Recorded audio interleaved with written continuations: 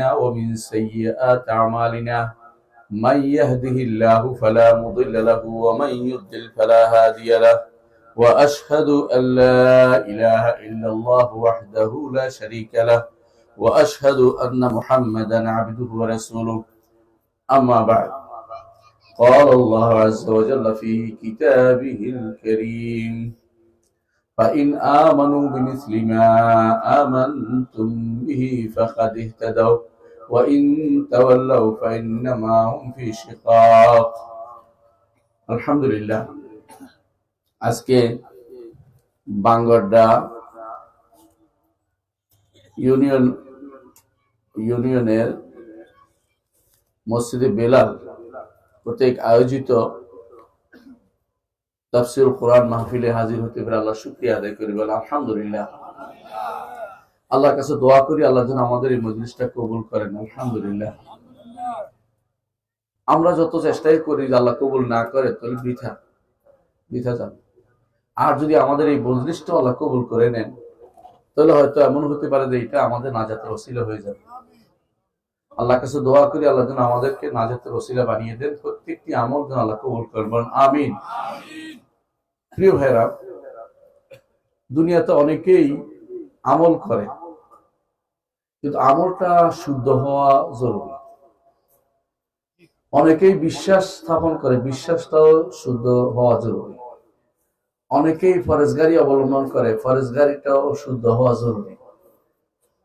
অনেকে অনেক কিছু করে, রাজনীতি করে, এটাও শুদ্ধ হওয়া জরুরি। অনেকে রাষ্ট্র পরিচালনা করে, ওইটার নীতিও শুদ্ধ হওয়া জরুরি।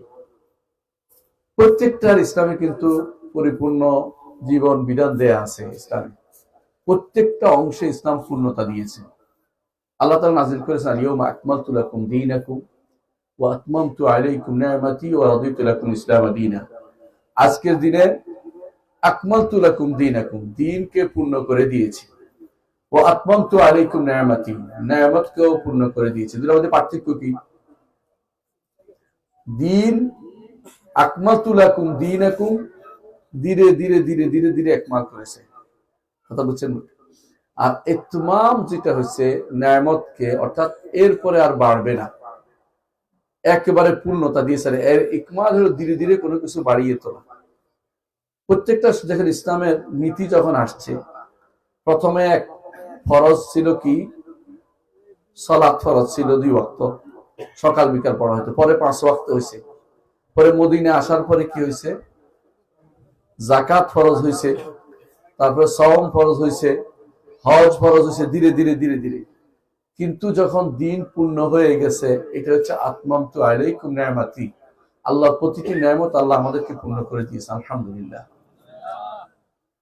আল্লাহ তাআলা আমাদেরকে এই নিয়ামত পূর্ণতা দিয়েছেন। এই পূর্ণ নিয়ামতের যে অনুসরণ করতে পারবে, সে ব্যক্তি মানহাজের অনুসরণ করতে পেরেছে।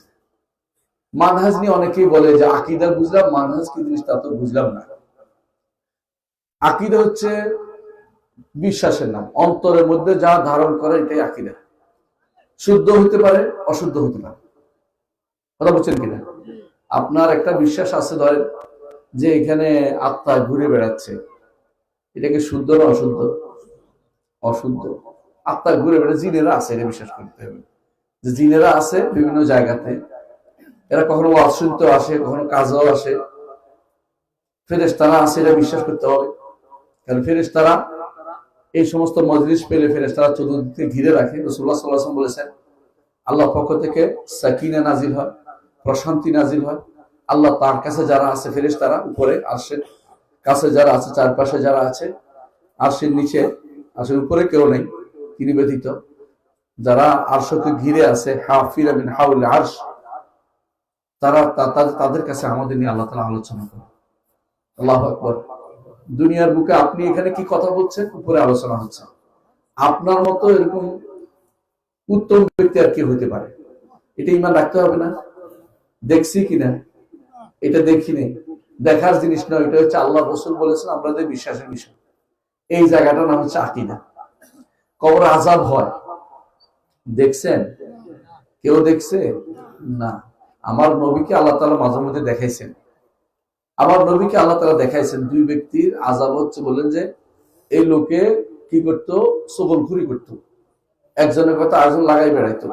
আর এই লোকে পবিত্রতা অর্জন করতে কমতি করতো, এই অবস্থায় সে সালাত আদায় করতো, এই জন্য তার আযাব হচ্ছে। আমরা তো দেখতে পাই না, আমরা দেখতে পাই না, কিন্তু তিনি যেহেতু দেখেছেন, তিনি বলেছেন আমরা ঈমান রাখি। এইটার নাম হচ্ছে আকীদা, এটা হচ্ছে বিশ্বাস। প্রত্যেকটি মানুষের ভালো বিশ্বাস অথবা খারাপ বিশ্বাস এটা থাকে। ভালো বিশ্বাসের মধ্যে মুহাম্মদুর রাসূলুল্লাহ সাল্লাল্লাহু আলাইহি ওয়াসাল্লাম সম্পর্কে আমরা বিশ্বাস রাখি তিনি আব্দুল্লাহর পুত্র, ঠিক কিনা, এবং তিনি আমিনার পুত্র, এবং তার দাদা ছিলেন আব্দুল মুত্তালিব। এটা হচ্ছে বিশ্বাসের জায়গা যে তিনি কুরাইশী ছিলেন, হাশেমি ছিলেন, কুরাইশী ছিলেন, এবং তিনি ইসমাইলের বংশধর ছিলেন, ইব্রাহিমের বংশধর ছিলেন। এগুলি হচ্ছে সঠিক বিশ্বাস রাখতেই হবে আপনাকে। আবার এর মধ্যে একটু খারাপ বিশ্বাস আছে। সেটা কি? যদি বলেন যে লাউলাকা লাউলাকা লামা খালাকতুল আফলাকা, যদি আপনি না হতেন তাহলে আসমানগুলি সৃষ্টি করতাম না, এই যে কথা বলছেন এটা হচ্ছে খারাপ বিশ্বাস। কারণ এটা সত্য না, এটা মিথ্যা কথা। এটা শুদ্ধ আকীদা হচ্ছে না, আকীদা শুদ্ধ হয়নি। আবার ধরেন কেউ যদি মনে করে আমার নবী মুহাম্মদ সাল্লাল্লাহু আলাইহি ওয়াসাল্লাম তিনি একেবারে নূরের তৈরি, এটাও ভুল আকীদা। শুদ্ধ আকীদা হচ্ছে তিনি আদম সন্তান, এবং তিনি বলছেন সাইয়্যিদু ওয়ালাদি আদম, আদম সন্তানের সর্দার তিনি কিয়ামতের দিন। আদম এবং সমস্ত নবীরা তার ঝান্ডার নিচে থাকবে, এটা তিনি বলেছেন। প্রথম তিনি জান্নাতের দরজা কড়া নাড়বেন, এটা তিনি বলেছেন। এবং তিনি প্রথম সুপারিশকারী হবেন, এটা তিনি বলেছেন। প্রথম কবর থেকে তিনি উঠবেন, এটা তিনি বলেছেন। প্রথম মুহাম্মদুর রাসূলুল্লাহ সাল্লাল্লাহু আলাইহি ওয়াসাল্লাম তাকে আল্লাহ তাআলা তাকে যে সম্মান দিবেন আর কাউকে এই সম্মান দিবেন না। সুতরাং বোঝা যাচ্ছে যে মুহাম্মদুর রাসূলুল্লাহ সাল্লাল্লাহু আলাইহি ওয়াসাল্লাম অনেক কিছু আছে, এগুলি বিশ্বাস করতে হবে। যেগুলো রাসূলুল্লাহ সাল্লাল্লাহু আলাইহি ওয়াসাল্লাম থেকে সহিহ হাদিসে আসছে, কোরআনে কারিমে যা আসছে এগুলো ঈমান আনতে হবে। কিন্তু যেগুলি দলিল নাই, আবেগ দিয়ে আমরা চালু, এগুলি হচ্ছে ভুল বিশ্বাস। তাহলে ভুল বিশ্বাস আছে, আবার শুদ্ধ বিশ্বাস আছে, ঠিক কিনা? আজকে এতক্ষণ ধরে আপনারা যে শুনেছেন ডক্টর হেদায়েতুল্লাহ সাহেবের কাছে, অসাধারণ সুন্দর তিনি আলোচনা করেছেন। আমি এত সুন্দর আলোচনা করতে পারবো না, তবে আমি কয়েকটি কথা বলবো, একটু মনে রাখার জিনিস মনে রাখবেন। এক নম্বর হচ্ছে তাহলে শুদ্ধ আকীদা হয়, অশুদ্ধ আকীদা হয় কিনা। দুনিয়ার কেউ বলবে না যে সব যে যা ধারণ করে তা শুদ্ধ, এটা বলতে পারে না। এটা হিন্দুরা বলে, হিন্দুরা বলে যে যত মত তত পথ, যত মত তত পথ, যতগুলি মত আছে সব পথেই এক জায়গায় পৌঁছায় দেয়, তারা মনে করে এটা। ইসলাম বলে যে না, ইসলাম বলে যে পথ হচ্ছে একটা। আমার নবী বলে দিয়েছেন হাযিহি সাবিলি, এ হচ্ছে আমার পথ, একটা পথ, এই পথ অনুসরণ করতে বলেছেন। ওয়ালা তাত্তাবিউ সুবুলা, বিভিন্ন পথ অনুসরণ করেন, একটা পথ চলবে। এই একটা পথ, যেই পথে চললে আপনি আকীদা ঠিক রাখতে পারবেন, যেই পথে চললে আপনি জান্নাতে যেতে পারবেন, যেই পথে চললে আপনি ফেরকাবন্দি হবেন না, আপনি শিয়া হবেন না, আপনি খারেজি হবেন না, আপনি কাদারি হবেন না, আপনি জাবারি হবেন না, আপনি মুতাজিলা হবেন না, আপনি আশারি হবেন না, আপনি মাতুরিদি হবেন না, আপনি যে পথে চললে মুরজিয়া হবেন না, আপনি যে পথে বললে আহলুস সুন্নাতি ওয়াল জামাআহ থাকবেন, যে পথে চললে আপনি ফিরকাতুন নাজিয়া হবেন, নাজাত প্রাপ্ত দল হবেন, যে পথে চললে আপনার নাম আপনি হবেন তায়েফা মানসুরা অন্তর্ভুক্ত, সাহায্যপ্রাপ্ত গোষ্ঠীর অন্তর্ভুক্ত, সেই পথটার নাম হচ্ছে মানহাজ। আমি কি বুঝাতে পারছি কথাটা? এই পথের শুরুতে আছে মুহাম্মদুর রাসূলুল্লাহ সাল্লাল্লাহু আলাইহি ওয়াসাল্লাম। এই পথ আমাদেরকে নিয়ে যাবে একবারে সোজা জান্নাতে। এই পথ থেকে যদি একটু এদিকে যান, জান্নাতের পথটা হারিয়ে ফেলবেন, জান্নাতের পথটা হারিয়ে ফেলবেন। আমার ওস্তাদজি শেখ ডক্টর মোহাম্মদ রবি আল মাদখালি, তিনি আমাকে একদিন বলতেছিলেন, তিনি গেছেন এক রিয়াদে এক শাইখের সাথে দেখা করতে গেছেন। যাওয়ার সময় বলতেছে আমরা একটা ভাঙ্গা হারিয়ে ফেলছি, রাস্তা ভাঙ্গা, বুঝেন তো, যাওয়ার সময় একটা ভাঙ্গা আছে বেরোয়, এটা হারিয়ে গেছে, সামনের দিয়ে ঢুকছি, আমরা সারা রাত ধরে ঘুরছি, শেখের বাড়ি খুঁজে পাই নাই। কেন পাই নাই? কারণ রাস্তা তো পথ তো হারিয়ে ফেলেছি। কথা বুঝেন কিনা? এই জগতে অনেকেই আছে ইসলামের দাবিদার, বিশুদ্ধ আকীদার দাবিদার, অনেক সুন্দর সুন্দর নাম কথা বলবে, অনেকে নিজেকে বিশেষভাবে জান্নাতের যেন ইন্ডেট নিয়ে বসে আছে এরকম ঘোষণা দিবে, মুরিদ হও জান্নাতে যাও, এরকম কথাও অনেকে বলবে। বিভিন্ন রকমের নতুন নতুন পথ পদ্ধতি আবিষ্কার করবে। জিকির, যে জিকির আমার আল্লাহ এবং তার রাসূল দেন নাই, সে জিকির মানুষ প্রবর্তন করে দিচ্ছে। অনেক সময় জিকির করতে করতে গাছে উঠে যাচ্ছে, অনেক সময় টঙ্গে উঠে যাচ্ছে, দেখছেন? এই জাতীয় মানুষগুলো এই যে পথটা যে আবিষ্কার করেছে, এই পথটা তো আমার নবীর দেয়া পথ না। সুতরাং সে কি করছে? পথ হারিয়ে ফেলেছে। পথ হারিয়ে ফেলেছে। পথ যখন হারিয়ে ফেলে, তখন সে কোন জায়গায় যে নিজেকে ধ্বংস করে যাবে কেউ বলতে পারবে না। বুঝলেন কিনা কথাটা? মরুভূমিতে কেউ যদি পথ হারিয়ে ফেলে, কোনোদিন আর দিশা পায় না। এই জগতে প্রত্যেকটা অংশ বাঁকে বাঁকে আপনি মরুভূমির ভেজালে আছেন। আপনি যদি কোনো ধরেন দুনিয়াতে আসার পরে কিছুদিন আপনি আপনার বাবা মার কথা শুনে চললেন, বাবা মা যদি পথভ্রষ্ট থাকে, আল্লাহ মাফ করুন, তাহলে কোথায় নিয়ে যাবে বলেন তো? রাস্তা হারিয়ে ফেলেছেন। আবার যদি মাদ্রাসায় গেছেন, মাদ্রাসায় টিচার যদি কোনো পথভ্রষ্ট থাকে, আপনাকে কোন দিকে নিয়ে যাবে? পথ হারিয়ে দিবে। খেয়াল করেছেন? আবার মসজিদে গেছেন নামাজ পড়তে, মসজিদের ইমাম সাহেব যদি কোনো মিলাদ পার্টি হয়, মসজিদের ইমাম সাহেব যদি কোনো আল্লাহকে সর্বত্র বিরাজমান পার্টি হয়, তো আপনার সবই বরবাদ করে দিচ্ছে, নামাজগুলো সব বরবাদ করে দিচ্ছে। পথে পথে বাঁকে বাঁকে শয়তান কিন্তু বসে আছে। শয়তান আপনাকে পথভ্রষ্ট করার জন্য প্রতিটি পথে বসে আছে। আমার কথা নয়, মুহাম্মদুর রাসূলুল্লাহ সাল্লাল্লাহু আলাইহি ওয়াসাল্লাম বলেছেন। তিনি বলেছেন যে এই যে একটি রাস্তা, এই রাস্তা সোজা জান্নাতে নিয়ে যাবে। আর আশেপাশে অনেকগুলো তিনি রেখা আঁকলেন, রেখা এঁকে বললেন এই প্রত্যেকটি রেখা হচ্ছে শয়তানের পথ, এর মধ্যে এক একটাতে একটা শয়তান বসে আছে। হাদিসে বলছে রাসূলুল্লাহ সাল্লাল্লাহু আলাইহি ওয়াসাল্লাম, একটা পার হলে শয়তান বলে হালুম্মু ইলাইয়া, আমার দিকে আসো, আমার দিকে আসো। এই যে কষ্ট করে ঈমান আনার পরে ঈমানের উপর টিকে থেকে জান্নাতে যাওয়া দুনিয়ার বুকে শ্রেষ্ঠ নেয়ামতের ভাই।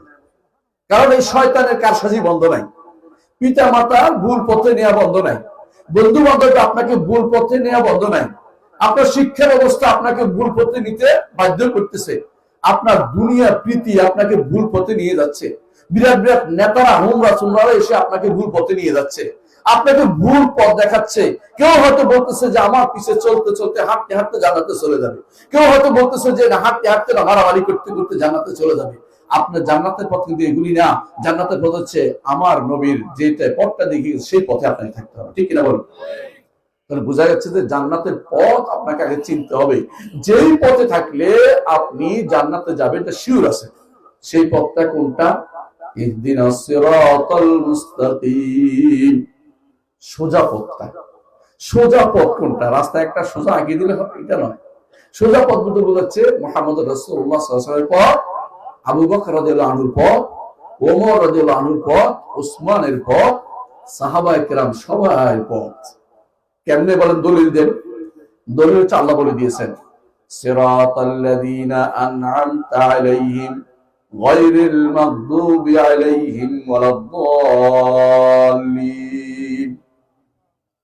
সিরাতাল্লাযীনা আন'আমতা আলাইহিম, ওই পথটি চাই যেই পথে আপনি নিয়ামত দিয়েছেন। আচ্ছা বলেন তো, ওই পথ যাদেরকে নিয়ামত দিয়েছেন আল্লাহ কি ব্যাখ্যা দিয়েছেন কিনা?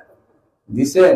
অন্য আয়াতে আল্লাহ বলে দিয়েছেন, উলাইকাল্লাযীনা আন'আমা আল্লাহু আলাইহিম মিনান নাবিয়্যিন ওয়াস-সিদ্দীকিন ওয়াশ-শুহাদা ওয়াস-সালিহিন।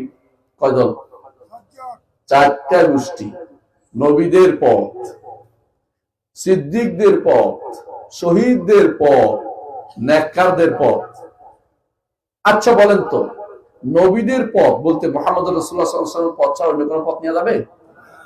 অন্য কোনো পথে হেদায়েত খোঁজা যাবে? এখন যাবে না। তাহলে ওই পথটাই নিতে হবে যে পথে আমার নবী চলেছেন। ঠিক কিনা? এই নাম হচ্ছে মানহাজুর রাসূল, রাসূলের পথ। দ্বিতীয়ত সিদ্দিকের পথ। উম্মতের মধ্যে সিদ্দিক, যার ব্যাপারে কোন সিদ্দিক হওয়ার পরে কারো কোনো মতভেদ থাকতে পারে না, তিনি হচ্ছেন কে? আবু বকর রাদিয়াল্লাহু আনহু।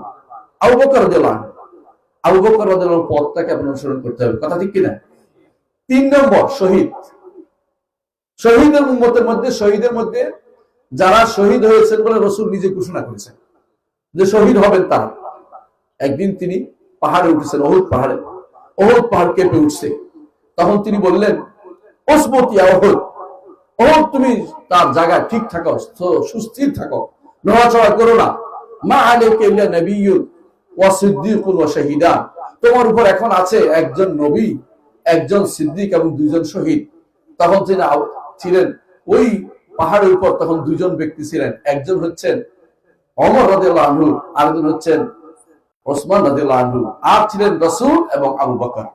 রাসূল যেভাবে ভাগ করেছেন এইভাবেই শেষ পর্যন্ত তাই হয়েছে। দুইজন শহীদ হয়েছেন, তিনি হচ্ছেন কে? ওসমান এবং ওমর। ওমর এবং ওসমান দুইজনের শহীদ হয়েছে। রাসূলের ঘোষণা অনুসারে আমরা ঘোষণা দিতে পারি শহীদ বলে, রাসূল ঘোষণা দিয়েছেন তাই। এর বাইরে যত মানুষ মারা যায় ঘোষণা দিতে পারি না, আশা করতে পারি, আশা করতে পারি ভালো মানুষ দেখে আশা করতে পারি আল্লাহ শহীদ হিসেবে কবুল করবেন, কিন্তু নাও তো হতে পারে। সাহাবায়ে কেরামের মধ্যে এক ব্যক্তি এত বেশি পরিমাণে যুদ্ধ করেছে, খেয়াল করেন, এত বেশি পরিমাণে যুদ্ধ করেছে, এক সাহাবী বলে বসলেন যে শহীদ। রাসূল বললেন যে না, শহীদ না, সে তো আমি তাকে জাহান্নামী দেখতে পাচ্ছি। সাহাবী আশ্চর্য হয়ে গেলেন যে এত যোদ্ধা, সে কিভাবে জাহান্নামী হয়। তার পিছু নিলেন, দেখলেন যে এই লোকটি কিছুক্ষণ পরে নিজে আত্মহত্যা করেছে। বুঝছেন কিনা? এই জন্য তার নাম ছিল কাজমান। মুনাফিক ছিল, ইমানদার ছিল না, মদিনার মুনাফিকদের একজন ছিল। তার উদ্দেশ্য ছিল, একবার সে যুদ্ধে যায়নি, ঘটনাটা লম্বা আছে, হাদিসের মধ্যে উল্লেখ আছে। যুদ্ধে যায়নি দেখা তাকে সবাই খারাপ কথা বলছে, তুই যুদ্ধ বীর না, তুই একটা এই সে নারীরা তাকে অপমান করছে যে তুই যুদ্ধ করতে পারিস না, তোর মতো ভীরু আর দুনিয়াতে নাই। ওই বীরত্ব দেখানোর জন্য, বীরত্ব দূর করার জন্য সে যুদ্ধ করছে। কথা বুঝছেন? এমনকি তাকে যখন বলা হয়েছে তুমি এই যুদ্ধ কেন করতে, সে বলেও বলছে একবার যে আমাকে যেন আর কোনোদিন কেউ খারাপ কথা বলতে না পারে, আমি ভীরুতার কারণে যুদ্ধে যাইনি বলতে না পারে। বুঝছেন কিনা? ঈমানের জন্য, তাওহীদের কালিমা উন্মুক্ত উপরে উঠানোর জন্য সে যুদ্ধ করে নাই। এই জন্য আল্লাহর দরবারে সে শহীদ হিসেবে গ্রহণযোগ্য হয় নাই। এই জন্য আমরা জানি না, দুনিয়ার বুকে অনেকেই জান দিচ্ছে, কাউকে সরাসরি শহীদ বলা যায় না। কি বলতে হবে? যদি ভালো দেখেন বলবেন যে আশা করি আল্লাহ তাকে শহীদ হিসেবে কবুল করবেন। এর বাইরে অতিরিক্ত কাউকে শহীদ, সরাসরি শহীদ অমুক বলবেন না, কারণ আপনি জানেন না সে শহীদ কি শহীদ না। কারণ যেখানে মুহাম্মদ রাসূলুল্লাহ সাল্লাল্লাহু আলাইহি ওয়াসাল্লাম স্বয়ং এক ব্যক্তি সাহাবীর শহীদ শাহাদাতের যে সাহাবীর শাহাদাতের সাক্ষ্যটাকে তিনি নাকচ করে দিয়েছেন, যে তুমি কিভাবে জানলে তুমি সে শহীদ। সেজন্য যেটা বললাম, এই শহীদদের পথ হচ্ছে আমাদের পথ, যারা আল্লাহর জন্য, আল্লাহর দ্বীনের জন্য জানটা পর্যন্ত দিয়ে দিয়েছে। তারা চিন্তা করেনি কোনোদিন যে কেন দিচ্ছি, এটা না, নিজের নফসকে দিয়ে দিয়েছে। এই পথ হচ্ছে নিঃসন্দেহে সঠিক পথ, যে পথে থাকলে আমরা জান্নাতে যেতে পারবো। এই পথের প্রাথমিক কে আছে? রাসূলুল্লাহ সাল্লাল্লাহু আলাইহি ওয়াসাল্লাম। আর এই পথের মধ্যে এক একটা মাইল ফলক হচ্ছে ওমর, ওসমান, তারপরে আলী, তারপর তালহা, তারপর জুবাইর। যারা যারা এই পথে শহীদ হয়েছেন তারা সবাই কিন্তু এই পথের এক একটা মাইল ফলক, যাকে দেখে আপনি সরাসরি এই পথে চলতে পারবেন। আপনি যদি কোনো চলছেন, কিন্তু জিজ্ঞাসা করেন নাই কোনোদিন যে এই পথের পথিককে, এর পথে আগে কারা গেছে, আপনি বলেন না, বলতে পারবে না, নিজে ব্যাখ্যা দাঁড় করিয়ে দিবে, তাহলে বুঝবেন যে সে পথভ্রষ্ট। আলী রাদিয়াল্লাহু আনহু নাম শুনেছেন? আলী রাদিয়াল্লাহু আনহু, তিনিও আল্লাহ তাআলা তাকে শহীদ হিসেবে কবুল করবেন। কারণ রাসূলুল্লাহ সাল্লাল্লাহু আলাইহি ওয়াসাল্লাম তার ব্যাপারে বলেছেন যে আলীর শহীদের ব্যাপারে, তিনি যে আলীকে যে ব্যক্তি হত্যা করবে সে ব্যক্তি এই ঘটনা হবে, তিনি বলেছেন আলী রাদিয়াল্লাহু আনহু তিনি একজন জান্নাতি একজন ব্যক্তি, যার ব্যাপারে রাসূল ঘোষণা করেছেন জান্নাতি বলে। তাকে দিয়ে আল্লাহ তাআলা একটা গোষ্ঠীকে দমন করিয়েছেন। এই গোষ্ঠীর নাম কি জানেন? খারেজি গোষ্ঠী। খারেজিরা যে কাফের ছিল না, কাফের বলার তো কোনো কথা নেই। কেউ কেউ কাফের বললেও মূলত তারা কাফের কাজ করতো না। তাদের সমস্যা কোথায় ছিল জানেন? কোরআন কারীমের অপব্যাখ্যা করেছে, রাসূলের পথে চলেনি, সাহাবীদের পথে চলেনি। কোন সাহাবী খারেজি ছিল না। আশ্চর্য হবেন, সেই সময় হাজার হাজার হাজার হাজার সাহাবী জীবিত, সেই সময় হাজার হাজার সাহাবী জীবিত, অথচ একজন সাহাবীকেও আপনি খারেজির দলে পাবেন নাই, কেউ ছিল না। কারণ তাদের ব্যাপারে মুহাম্মদ রাসূলুল্লাহ সাল্লাল্লাহু আলাইহি ওয়াসাল্লাম বলেছেন আগেই, যে দলটি জান্নাতে যাবে, যে দলটি জান্নাতে, যে গোষ্ঠী জান্নাতে যাবে, সেই গোষ্ঠীর ব্যাপারে তিনি বলেছেন মা আনা আলাইহি ওয়া আসহাবী, যার আমি আছি এবং আমার সাহাবীরা আছে, আমি আছি এবং আমার সাহাবীরা আছে। সুতরাং কোন সাহাবী কোনদিন তাদেরকে কখনো পান নাই কি হিসাবে? খারেজি হিসাবে।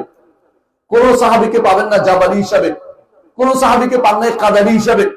কোন সাহাবীকে আপনি কোনোদিন পাবেন না মুরজিয়া হিসাবে। কোন সাহাবী এই সমস্ত ফিতনায় আল্লাহ তাআলা তাদেরকে পায় নাই। এই জন্য আপনি কাদের অনুসরণ করবেন? সাহাবায়ে কেরামের অনুসরণ করবেন। রাসূলুল্লাহ সাল্লাল্লাহু আলাইহি ওয়াসাল্লাম এটাই বলেছেন যে আমার উম্মতের জন্য আমি তাদের জন্য পাহারার কাজ করছি। আমি চলে গেলে আমার সাহাবীরা তাদের জন্য পাহারার কাজ করবে। যেমনি ভাবে আকাশের তারকাগুলি আকাশের পাহারার কাজ করবে। এই জন্য সাহাবায়ে কেরাম রাদিয়াল্লাহু আনহুম আজমাইনের পথটাই হচ্ছে মানহাজ। এটা একটা মানহাজের একটা কাজ। এটা আকীদা কেন বলছি? এটা কিন্তু এমন একটা গোষ্ঠী দুনিয়া থেকে চলে গেছে, সাহাবায়ে কেরামের আগেও চলে গেছে না কিছু মানুষ, তারা জান্নাতে যাবে না। অর্থাৎ প্রথম ঈমান আনছে, ধরেন একজনের কথা বলি, সুমাইয়া রাদিয়াল্লাহু আনহা। তিনি তো রাসূলুল্লাহ সাল্লাল্লাহু আলাইহি ওয়াসাল্লামকে দেখে তার কথা শুনে ঈমান আনছেন। তিনি কারো পথ অনুসরণ করার দরকার পড়ে নাই, সরাসরি আকীদা বিশ্বাস নিয়ে জান্নাতে চলে গেছেন। কিন্তু আমরা সুমাইয়া রাদিয়াল্লাহু আনহার পথে চলতে হচ্ছে। কথা বুঝছেন কিনা পার্থক্যটা? যেহেতু দিন বাড়ছে, পথ ভিন্ন হয়ে যাচ্ছে, এক একজনে এক এক দিকে নিয়ে যাচ্ছে আমাকে, আমার জন্য এখন খুঁজতে হবে ওই পথটা, যেই পথে গেলে আমি আর পথভ্রষ্ট হব না। কারণ মুহাম্মদ রাসূলুল্লাহ সাল্লাল্লাহু আলাইহি ওয়াসাল্লাম বলেছেন, বনী ইসরাইল ৭৩ ভাগে বিভক্ত হয়েছে, আমার উম্মত বনী ইসরাইল ৭২ ভাগে বিভক্ত হয়েছে, আমার উম্মত ৭৩ ভাগে বিভক্ত হবে। একটি গোষ্ঠী ছাড়া বাকি সবাই ৭২ ভাগে জাহান্নামে যাবে। চিন্তা করে দেখেছেন? একটি ছাড়া সবাই জাহান্নামে যাবে, তবে জাহান্নামে চিরস্থায়ী হবে তিনি বলেন না, কিন্তু এটা বলেন না। জাহান্নামে যাওয়াই তো একটা অপমান, ওখান থেকে কখন বেরোবে কেউ জানে না। আপনি জাহান্নামের পথে কেন চলবেন? আপনাকে চলতে হবে এমন একটা পথে, যে পথে চললে আপনি সাহাবায়ে কেরামের সাথে জান্নাতে যেতে পারবেন। কারণ রাসূলুল্লাহ সাল্লাল্লাহু আলাইহি ওয়াসাল্লাম বলেছেন, আল মারউ মা মান হাব্বা, একজন মানুষ তার সাথে তার হাসর হবে যাকে সে ভালোবাসে। আপনি যদি সাহাবায়ে কেরামকে ভালোবাসেন, তাহলে আপনি তার সাথে আপনি হাসর পাবেন। মুহাম্মদ রাসূলুল্লাহ সাল্লাল্লাহু আলাইহি ওয়াসাল্লামকে ভালোবাসলে তার সাথে আপনার হাসর হবে। কাকে আপনি ভালোবাসেন এটার উপর নির্ভর করবে আপনার জান্নাতে যাওয়ার বিষয়টি, কার সাথে আপনার হাসরটা হবে। হাসর কার সাথে হবে খুবই দরকার। সালাত যে ব্যক্তি পড়ে না, তার হাসর কার সাথে হবে? উবাই ইবনে খালাফ, হাদিসে আসছে আবু জাহাল, উবাই ইবনে খালাফ, এদের সাথে তার হাসর হবে। কারুন এবং ফেরাউনের সাথে হাসর হবে। সালাত দা বাদ দিছে যারা, এর বাইরে যারা সালাত আদায় করে, তাদের হাসর কার সাথে হবে? মুহাম্মদ রাসূলুল্লাহ সাল্লাল্লাহু আলাইহি ওয়াসাল্লাম তার সাহাবীদের সাথে। মান মুহাফাজা করে সালাতের উপর, এটা হাদিসে রাসূলুল্লাহ সাল্লাল্লাহু আলাইহি ওয়াসাল্লাম বলে দিয়েছেন। এর অর্থ হচ্ছে আপনি কাকে ভালোবাসেন, কার পথে চলেন, তার পথে আপনি জান্নাতে যেতে পারবেন। এই জন্য পথটা জরুরি। এই পথটার নাম হচ্ছে মানহাজ। আপনি যখন কোনো কথা বলবেন, আপনি হাদিস থেকে, কোরআন থেকে সাক্ষ্য নেওয়ার আগে সাহাবায়ে কেরামের পথ দেখবেন আছে কিনা। এটা কেন সেটা বলছি জানেন? কোরআনের অপব্যাখ্যা করার মতো লোকের অভাব নাই। খারিজিরা কোরআনের অপব্যাখ্যা করেছে, শিয়ারা কোরআন অপব্যাখ্যা করে এখনো যাচ্ছে, এবং যতগুলি কাদারিয়া, মুরজিয়া, এরা কিন্তু কোরআন মানি না এটা বলে না, সবাই বলে আমরা কোরআন মানি, কিন্তু তারা অপব্যাখ্যা করে। মুহাম্মদ রাসূলুল্লাহ সাল্লাল্লাহু আলাইহি ওয়াসাল্লাম বলেছেন, আলী, আমি আজ কোরআন প্রতিষ্ঠা করার জন্য যুদ্ধ করছি, একটা সময় আসবে তুমি যুদ্ধ করবে কোরআনের অপব্যাখ্যা ঠেকানোর জন্য। তাই হয়েছে। যারা কি অপব্যাখ্যা করেছে?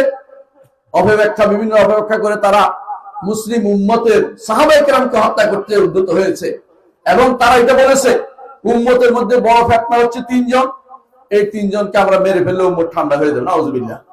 এই 3 জনকে আলী রাদিয়াল্লাহু আনহু, আমর ইবনে আস এবং মুআবিয়া রাদিয়াল্লাহু আনহু, এদেরকে হত্যা করলে তারা নাকি জান্নাতে যাবে। নাউজুবিল্লাহ। মানে তাদের চিন্তা চেতনা কিরকম? হত্যার দায়িত্ব তাদেরকে কে দিয়েছে? কাউকে হত্যা করার দায়িত্ব তো ব্যক্তির উপর আসতে পারে না, কোনোদিনই না। ব্যক্তির উপর কাউকে হত্যা করার দায়িত্ব ইসলাম দেয়নি, কোনোদিনে দেয়নি। বিচারের মাধ্যমে হত্যার বিষয়টি নির্ধারিত হবে, বিচারের মাধ্যমে হবে। আবার এই খারিজিরাই বলে বসছে, ইনিল হুকমু ইল্লা লিল্লাহ, হুকুম শুধু আল্লাহ দিবে। এই কথা বলে তারা কি করেছে? এই কথার বিনিময়ে, যেহেতু আলী রাদিয়াল্লাহু আনহু একজনকে তিনি সালিশ মানছেন, তৃতীয় পক্ষ মানছেন, তিনি নাউজুবিল্লাহ কাফের হয়ে গেছেন। আলী রাদিয়াল্লাহু আনহু তখন কাকে পাঠাইলেন? ইবনে আব্বাসকে পাঠাইলেন, যে ইবনে আব্বাস যাও ওদেরকে বুঝাও।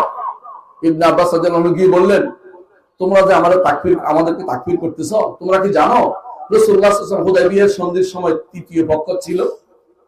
এই কথা শোনার পর তারা বলতে, আমার তো ভুল হয়ে যাচ্ছে। একদল ফিরে চলে আসে। তখন যে আমরা ভুল পথে ভুল বুঝেছি। এই জন্য কোরআনে কারীমকে অপব্যাখ্যাকারী অভাব নাই। আপনি আশ্চর্য হবেন, 10 খণ্ড কোরআনের তাফসীর লিখেছে বাংলা ভাষায়, নাম দিয়েছে আল ওয়াফি, তাফসীর ওয়াফি নাম দিয়েছে। এই বেটা হাদিস অস্বীকার করে কত বড় পদভ্রষ্টতা রচনা করছে বুঝেন? এই কোরআনে তাফসীর করেছে কাদিয়ানী। ওয়াবিল আখিরাতি হুম ইউকিনুন, আখিরাতে দৃঢ় বিশ্বাসী। আমরা যদি বুঝছি, এইটা বুঝে নাই। এই বলতেছে আখিরাত বলতে বুঝাইছে সর্বশেষ রিসালাত, মানে আমার কথা কইছে। অপব্যাখ্যা কেমনে করছে বুঝছে? এই জন্য কোরআনের অপব্যাখ্যাকারী অভাব নাই, কিন্তু হাদিস হচ্ছে টু দা পয়েন্ট। হাদিস জায়গা মতো যা বলে দেয়, জায়গা মতো বলে দেয়, কি করতে হবে না করতে হবে সব বলে দিচ্ছে। এই জন্য বেদাতীরা হাদিস মানতে পারে না, হাদিস থেকে তারা শত্রু মনে করে। কথা বুঝছেন কিনা? এদের মধ্যে কেউ কি করে, পুরোটাই হাদিস অস্বীকার করে। কেউ বলে শুধু মুতাওয়াতির নেব, কেউ বলে শুধু আহাদ নিব না, কেউ বলে এর বিরুদ্ধে কোনো কিছু আছে কিনা দেখা যাক, কেউ বলে কোরআনের সাথে কন্ট্রাডিক্টরি হয়েছে, কেউ বলে হাদিসের সাথে হাদিসের কন্ট্রাডিক্টরি হয়েছে। সবগুলি মিথ্যা কথা। কোনদিন কোন সহিহ হাদিস কোরআনের সাথে কোনদিন বিরোধ হয় না, কোনদিন কোন সহিহ হাদিস সাথে অপর সহিহ হাদিসের কোনো বিরোধ হয় না, কোনদিন কোন সহিহ হাদিসের সাথে আকরের কোনদিন বিরোধিতা হয় না। এই জিনিসগুলি হচ্ছে মানহাজুস সালাফির বৈশিষ্ট্য। সালাফি মানহাজের বৈশিষ্ট্য হচ্ছে এটা জেনে নেয়া যে কোরআন হাদিসের সাথে, কোরআন এবং হাদিসের মধ্যে কোনো কন্ট্রাডিক্টরি হয় না। আপনি যখনই দেখবেন কেউ বলতেছে এটার বিরুদ্ধে তো কোরআন আয়াত পাই, এটার বিরুদ্ধে হাদিস আর একটা পাই, বুঝবেন তার মধ্যে শয়তান ঢুকেছে। হাদিস কখনো পরস্পর বিরোধী হইতে পারে না, কারণ আল্লাহ রাসূলের কাছ থেকে এসেছে। সহিহ হাদিস হ্যাঁ বানোয়াট হাদিস হইতে পারে, তারা যেটা বানায় এটা হতে পারে, কিন্তু সহিহ হাদিস কখনো রাসূলুল্লাহ সাল্লাল্লাহু আলাইহি ওয়াসাল্লাম থেকে যেটা আসছে এটা ওয়াহী, আল্লাহর কাছ থেকে কোরআন যেটা আসছে এটা ওয়াহী। ওয়াহী কখনো একটা বিরোধী হতে পারে না। আল্লাহ নিজে বলেছেন ওয়ালাউ কানা মিন ইনদি গায়রিল্লাহি লাওয়াজাদু ফি ইখতিলাফান কাসীরা, যদি আল্লাহ ছাড়া অন্য কারো কাছ থেকে আসতো তাহলে তার এখানে অনেক মতভেদ দেখতে পেত। কথা বুঝতে পারছেন? তাহলে বোঝা গেছে যে সালাফি মানহাজের কিছু বৈশিষ্ট্য আছে, সহিহ আকীদা মানহাজের কিছু বৈশিষ্ট্য আছে। যে আকীদা মানহাজ ধরে রাখতে হলে কিছু জিনিস আপনাকে জানতে হবে, যে আমি যদি কোনো সঠিক পথে চলতে চাই, সঠিক পথে চলারও কিছু নিয়ম আছে। আপনি চাইলেই পাবেন না। হ্যাঁ, আপনি চাচ্ছেন, দোয়া করছেন আল্লাহর কাছে, প্রতিদিনই দোয়া করেন ইহদিনাস সিরাতাল মুস্তাকিম। কেন দোয়া করেন জানেন? বনী ইসরাইলের পথভ্রষ্টতার কারণ কি? বনী ইসরাইলের পথভ্রষ্টতার কারণ হচ্ছে ইহুদিরা পথভ্রষ্ট হয়ে গেছে, হক জানার পরেও তারা নিতে পারে নাই। আল্লাহ তাআলা তাদেরকে বলেছেন মাগদুব আলাইহিম, এদের উপর আল্লাহ গজব, এদের উপর আল্লাহর গজব আসছে। কথা বুঝেন কিনা? আল্লাহ এদের উপর প্রধান্বিত হয়, প্রধান্বিত হয়েছেন। কারণ আল্লাহ প্রধান্বিত হয় এটা সহিহ হাদিস দ্বারা সাব্যস্ত, এবং আল্লাহ কোরআনে বলেছেন গাদিবাল্লাহু আলাইহি ওয়া আলাহু। আমাদের কিছু গোষ্ঠী আছে যারা আল্লাহর ক্রোধকে রাজি, আল্লাহর প্রধান্বিত হয় না, বলে নাউযুবিল্লাহ। আল্লাহ প্রধান্বিত হন, আল্লাহ রাগান্বিত হন, আল্লাহ খুশি হন। কিন্তু বনী ইসরাইল আল্লাহ কেন রাগ করলেন? কারণ তারা তাদের নবীর পথে চলতে পারে নাই। নবীর পথে চলতে পারে না বলেই তাদের উপর প্রধান্বিত হয়েছে। তাদের কাছে কিতাব আছে না? ওহুম ইয়াতলুনাল কিতাব, তাদের কাছে তাওরাত আছে, কিন্তু এই তাওরাতের অপব্যাখ্যা তারা দাঁড় করিয়েছে, নিজেদের পক্ষ থেকে কথা ব্যাখ্যা যোগ করেছে। কিন্তু তারা যদি নবীর পথে চলতো তাহলে আর ওই কথা আসার দরকার ছিল না। এই উম্মতের মধ্যে যতদিন সাহাবায়ে কেরাম কেন সঠিক পথে থাকতে পেরেছেন? কারণ তাদের কাছে মুহাম্মদুর রাসূলুল্লাহ সাল্লাল্লাহু আলাইহি ওয়াসাল্লাম আদর্শ ছিল একমাত্র অনুসরণযোগ্য। নতুন কোন আদর্শ তারা গ্রহণ করতে রাজি ছিলেন না। তাবেঈদের মধ্যে তারাই শ্রেষ্ঠ, যারা সাহাবায়ে কেরামকে আদর্শ মেনে, রাসূল এবং সাহাবাকে মেনে চলেছে। বুঝছেন কিনা? তারাই শ্রেষ্ঠ। এই জন্য দেখেন আল্লাহ কোরআনে বলে দিয়েছেন, সাহাবায়ে কেরামের বলার পরে কথা বলার পর আল্লাহ বলেছেন ওয়াল্লাযীনা তাবাউহুম বিইহসান। সাহাবায়ে কেরামের সবার কথা মানতে হবে, কিন্তু তাবেঈদের কথা বলছে, যারা সাহাবীদেরকে সুন্দর অনুসরণ করবে তাদের কথা মানতে হবে। কারণ তাবেঈদের মধ্যে কেউ ভালো আছে, কেউ মন্দ আছে, বইটা ছিল। কিন্তু সাহাবায়ে কেরামের মধ্যে সবাই ভালো, সবাই ভালো পাইকারি ভাবে। কথা বুঝছেন কিনা? তাবেঈদের মধ্যে কেউ ভালো ছিল, কেউ মন্দ ছিল। তাবেঈদের মধ্যেই মারওয়ানের জুহানি তাকদীর অস্বীকার করত। তাবেঈদের মধ্যে গায়লান আর দিমাশকি তাকদীর অস্বীকার করত। তাবেঈদের মধ্যে অনেকেই ছিল আল্লাহর কালাম অস্বীকার করত। কিন্তু হক ছিল সাহাবায়ে কেরামের যারা অনুসারী, তারা হকের উপর ছিল। ওই গুণের অনুসরণ করে তাবেঈ হলো তার কথা গ্রহণযোগ্য হবে না। এই জন্য এখনো যদি কোনো কেউ সাহাবায়ে কেরাম অনুসরণ করে আল্লাহ রসুলের পরে, তাই পথটা দেখে, পথের রাস্তার পথে কি আছে? সাহাবী আছে, তাবী আছে, ইমামরা আছে না? 4 ইমাম হক পথের উপর ছিলেন, 4 ইমাম হক পথের উপর ছিলেন। তবে আমরা আরবারও বলছি, মুহাম্মদুর রাসূলুল্লাহ সাল্লাল্লাহু আলাইহি ওয়াসাল্লাম ছাড়া সবাই ভুল হইতে পারে, বুঝলেন কিনা? নবীদের ছাড়া সবারই ভুল হইতে পারে, কারণ তাদেরকে সংশোধন করার মতো ওহী আসে না, নবীদের কাছে সংশোধন ওহী আসে। এই জন্য নবীরা সঠিক পথে থাকে সবসময়। এই জন্য সাহাবায়ে কেরাম সহ পরবর্তী যারাই আসছে সবাই সবকিছু গ্রহণ করা যায় না। যেটা শুদ্ধ মাপকাঠি যে টিকবে ওটা গ্রহণ করা হবে, যেটা ভুল হবে এটা বাদ দিতে হবে। এটা হচ্ছে আহলুস সুন্নাত ওয়াল জামাতের মানহাজ। বুঝতে পারছেন কথাটা? কাউকে তারা ভুলের ঊর্ধ্বে মনে করে না। হ্যাঁ, কাকে মনে করে? রাসূলুল্লাহ সাল্লাল্লাহু আলাইহি ওয়াসাল্লাম এবং তার সুন্দর অনুসারী সাহাবায়ে কেরাম, তারা যে সুন্দর অনুসরণ করে, তারা হকের উপর সবাই সমষ্টিগতভাবে ছিলেন, তাদেরকে তারা ভুলের ঊর্ধ্বে মনে করে। কিন্তু পরে যারা আসছে প্রত্যেকের ভুল হইতে পারে, শুদ্ধ হইতে পারে। ইমাম মালিক রাহমাতুল্লাহ আলাইহি একদিন তিনি মসজিদ নববীতে দাস দিচ্ছেন। মসজিদ নববীতে তিনি দাস দিতেন সবসময়, বুঝছেন তো? আপনার মসজিদ নববীতে গেছেন কেউ? কে গেছিলেন? মাশাআল্লাহ, এই তো অনেকেই গেছেন। মসজিদ নববীতে দাস দিচ্ছেন একদিন। এখন একজন এসে বললেন যে আপনি যেটা বলছেন এটা তো ভুল, আমার কাছে দলিল আছে। তিনি সেটা মেনে নিলেন এবং তিনি বললেন প্রত্যেকের কথায় ছাড়া যাবে এবং রাখা যাবে এই কবরবাসী ব্যতীত। ডান দিকে কবর শরীফ ছিলেন, রাসূলুল্লাহ সাল্লাল্লাহু আলাইহি ওয়াসাল্লাম কবর ছিলেন। তিনি বলেন এই কবরবাসী ব্যতীত সবার কথাই ছাড়া যাবে এবং রাখা যাবে, কারো কথা 100% এই জন্য এই ব্যক্তির কথাই আমি 100% নিব, এটা হচ্ছে মুহাম্মদুর রাসূলুল্লাহ সাল্লাল্লাহু আলাইহি ওয়াসাল্লাম। আর কারো একেবারে হুবহু 100% নেওয়া যাবে না, কারণ তিনিও একজন মানুষ যার উপরে যার ভুল হইতে পারে। তো অনুসরণযোগ্য হচ্ছে মুহাম্মদুর রাসূলুল্লাহ সাল্লাল্লাহু আলাইহি ওয়াসাল্লাম এবং তাকে অনুসরণ করে যারা জান্নাতের পথ পেয়েছে শিওর এরা হচ্ছেন সাহাবায়ে কেরাম। তাহলে এই দুই গোষ্ঠী রাসূল এবং সাহাবায়ে কেরামের পথে যদি আমি চলতে পারি, আমি হেদায়েতের পথে থাকতে পারবো। এই মানহাজের ক্ষেত্রে কিছু বৈশিষ্ট্য আছে, আমি কয়েকটা বৈশিষ্ট্য উল্লেখ করব, লম্বা করব না, ইনশাআল্লাহ আপনি শুনে নেন। 1 নম্বর বৈশিষ্ট্য হচ্ছে আহলুস সুন্নাত ওয়াল জামাতের মানহাজের 1 নম্বর বৈশিষ্ট্য হচ্ছে, সালাফি মানহাজের 1 নম্বর বৈশিষ্ট্য হচ্ছে কোরআন এবং সুন্নাহ ভাষ্যের উপর তারা ঈমান আনে। কি করে? ঈমান আনে এবং তারা এটা মেনে নেয় যে আল্লাহ এটা বলছেন, সত্য বলেছেন, এবং তারা এটাকে সম্মান করে। কথা বলছি, একটার ভিতরে 3টা। মেনে ঈমান আনে, মেনে নেয় এবং সম্মান করে। একটা উদাহরণ দেই তো বুঝতে পারবেন। রাসূলুল্লাহ সাল্লাল্লাহু আলাইহি ওয়াসাল্লাম বলেছেন যে মাছির এক ডানাতে রোগ আছে, আরেক ডানাতে আরোগ্য আছে। আহলুস সুন্নাত ওয়াল জামাতের লোকদের মানহাজ কি হবে? ঈমান আনলাম এটা ঠিক, মেনে নিলাম এটা সত্য। 3 নম্বর, সম্মান করলাম রাসূল হাদিসকে, আজে বাজে কথা বলবো না। আর যদি আপনি বড় ডাক্তার হয়ে যান, যদি বলেন যে আমি তো ডাক্তারি করে পরীক্ষা করে দেখছি মাছির ডানার মধ্যে কিছুই পাই নাই, তাহলে আপনি কি করছেন? ঈমানও সমস্যা, মেনেও নিতে পারেন নাই এবং সম্মানও করেন নাই। কথা বুঝতে পারছি? একই রকম জিনিসের উদাহরণ দিয়ে বুঝাইতে আপনাকে। আল্লাহ তাআলা বলছেন ইন্না রাব্বাকুমুল্লাহুল্লাযী খালাকাস সামাওয়াতি ওয়াল আরদা ফি 6 আইয়ামিন সুম্মা ইসতাওয়া আল আরশ। তোমাদের রব তো তিনি, যিনি আসমান এবং জমিন তিনি 6 দিনে সৃষ্টি করেছেন। কয় দিনে? তারপরে তিনি আরশের উপরে উঠেছেন।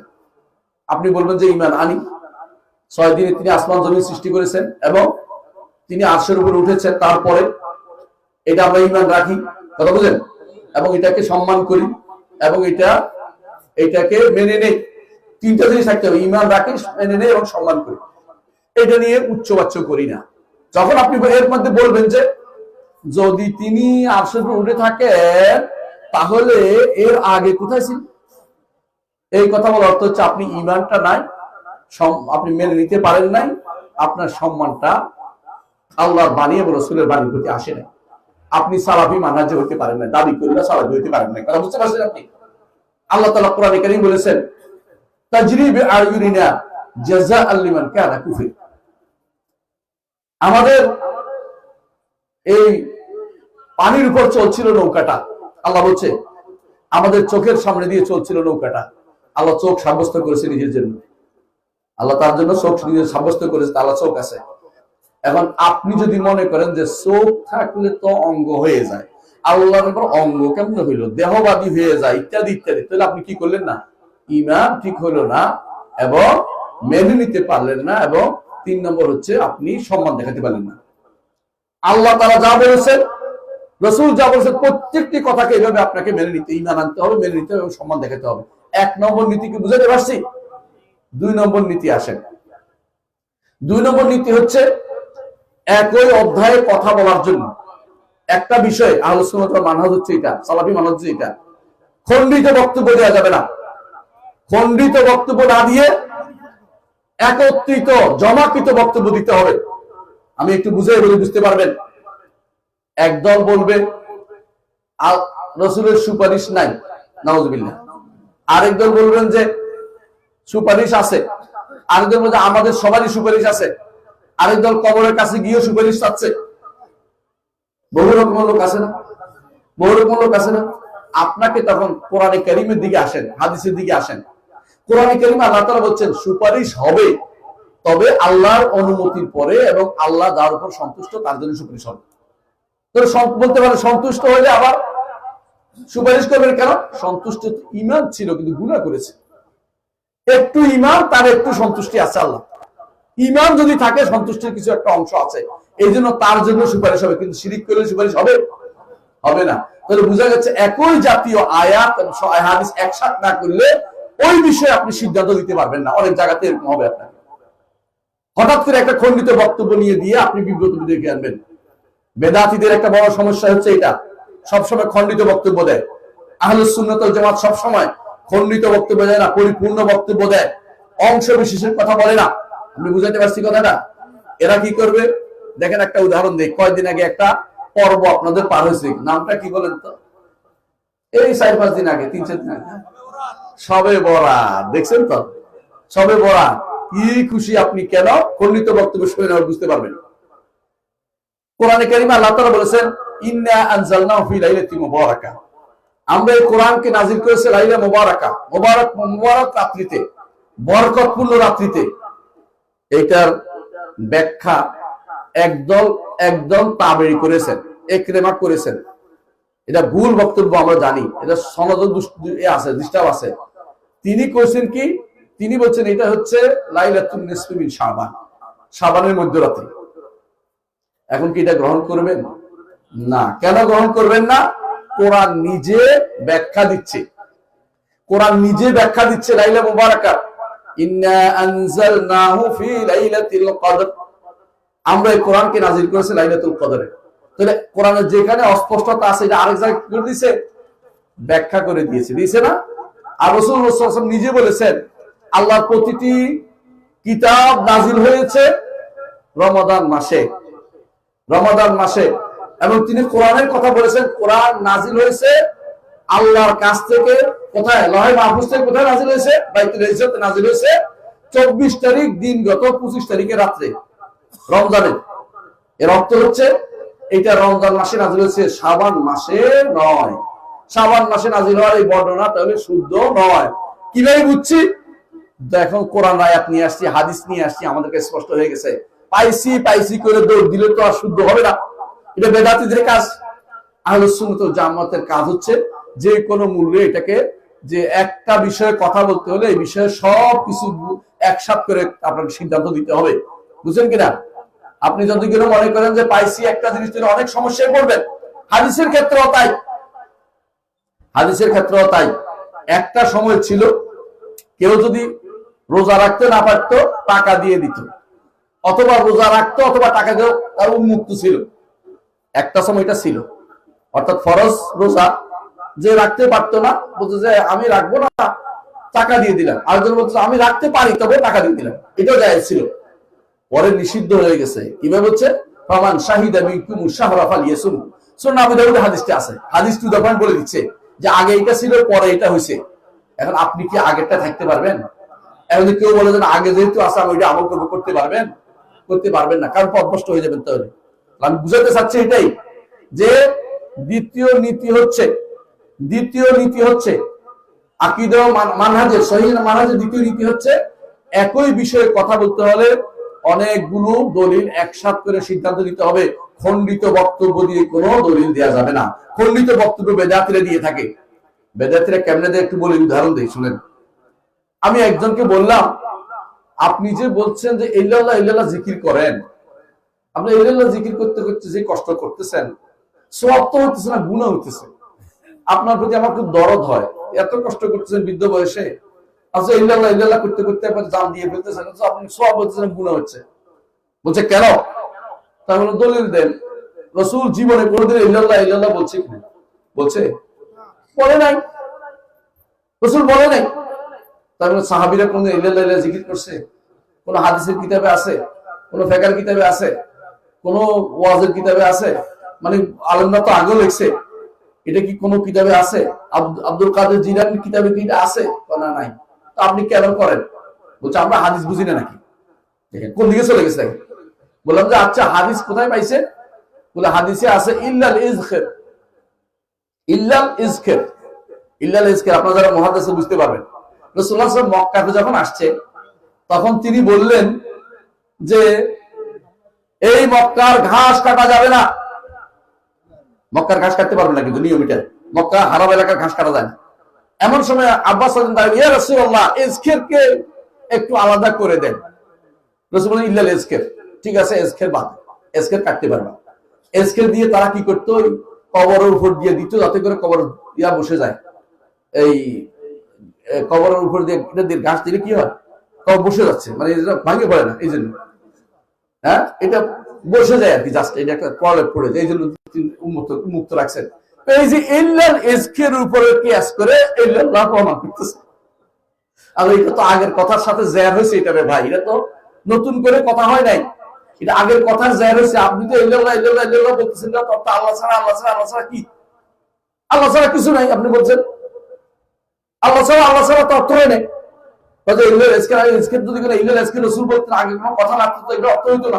আগে কথা আছে, আব্বাস বলছেন যে ইজখিরকে আলাদা করে দেন। কেন করতে পারছেন ওই সময়, এখন কেন করতে পারেন না? কারণ রাসূলের যুগ ছিল তাশরীর যুগ, শরীয়ত প্রবর্তনের যুগ। আল্লাহ তাআলাই আব্বাস রাদিয়াল্লাহু আনহুর মুখে দিয়ে এটা বের করে দিয়েছেন, যাতে করে এটা আলাদা করা হয়। এখন এটা বলার সুযোগ নাই। কারণ এখন এটাকে শুদ্ধ করবে কে? তখন তো রাসূলুল্লাহ সাল্লাল্লাহু আলাইহি ওয়াসাল্লাম ছিলেন বলে সেটা হয়েছে। কথা বুঝাতে পারছি?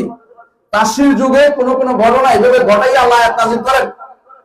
দলিল হচ্ছে, দেখেন একটা উদাহরণ দিয়ে বুঝবেন।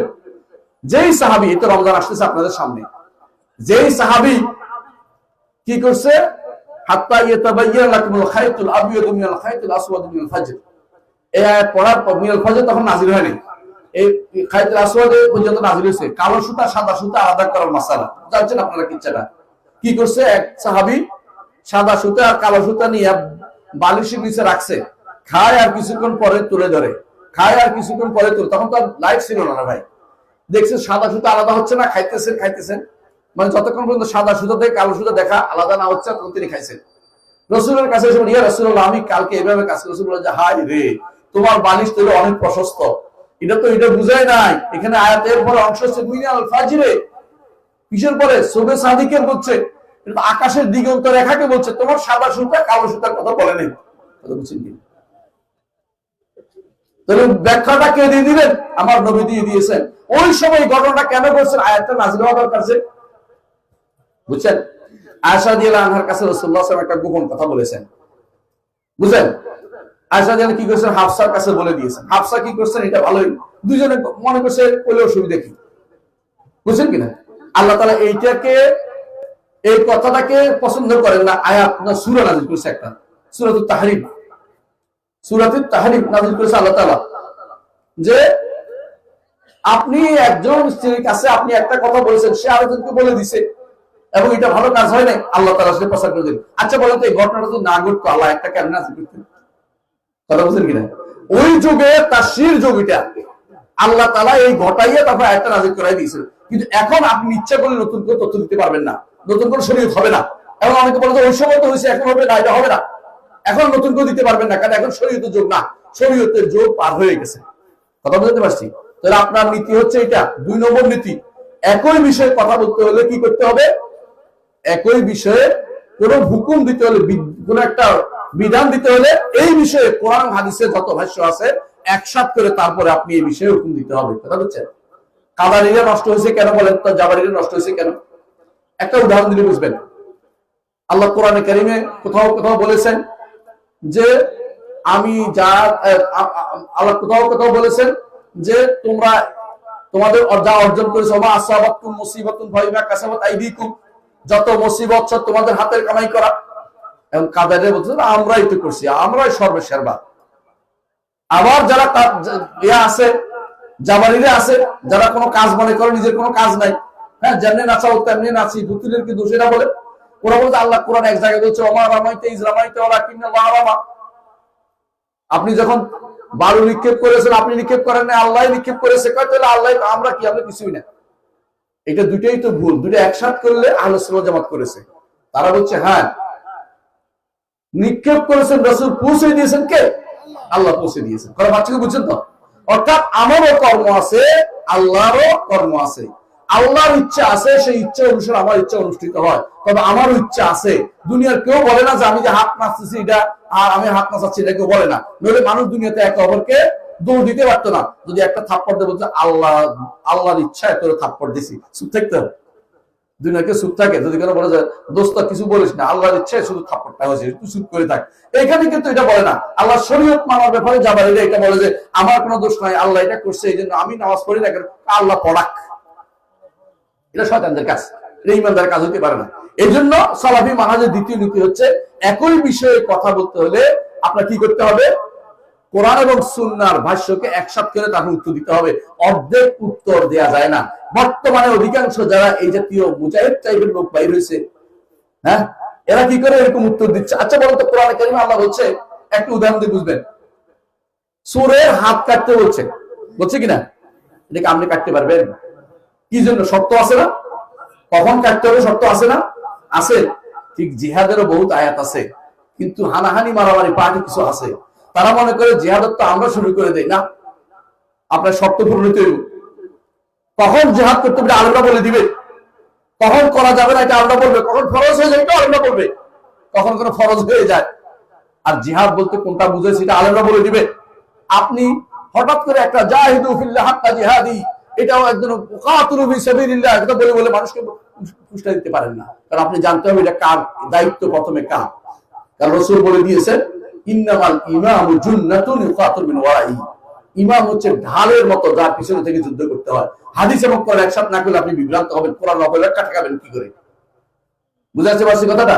তাহলে 2 নম্বর নীতি বললাম।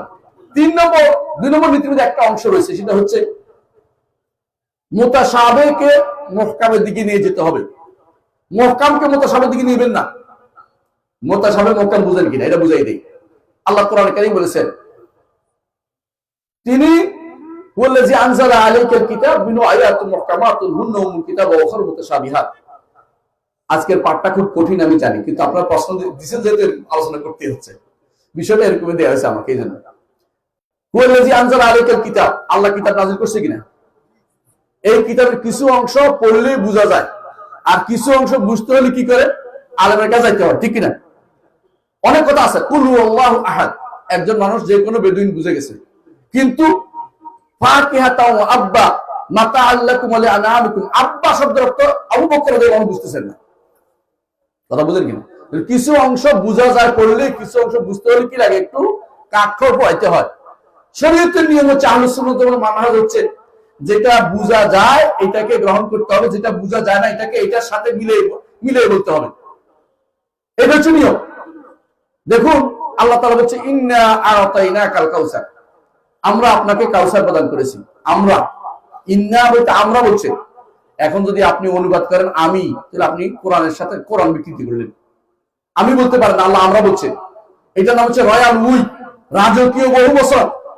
আপনি দেখবেন দেশের শাসক যারা আছে, বর্তমানেও শাসক মাঝে মধ্যে কি বলে, আজকেও কালকেও বলছে, দেখলাম বলতেছে আমরা আপনাদের সামনে তুলে দেব, আপনারা দেখবেন কে কি করতেছে।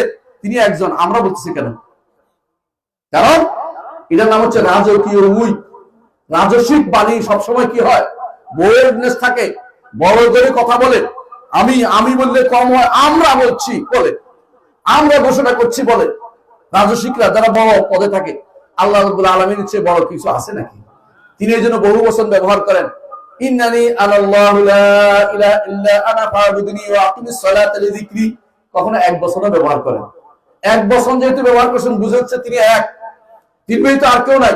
বহু বচন ব্যবহার করছেন শুধুমাত্র এটা বোঝানোর জন্য তিনি রাজাধিরাজ, তার চেয়ে বড় কেউ হইতে পারে না।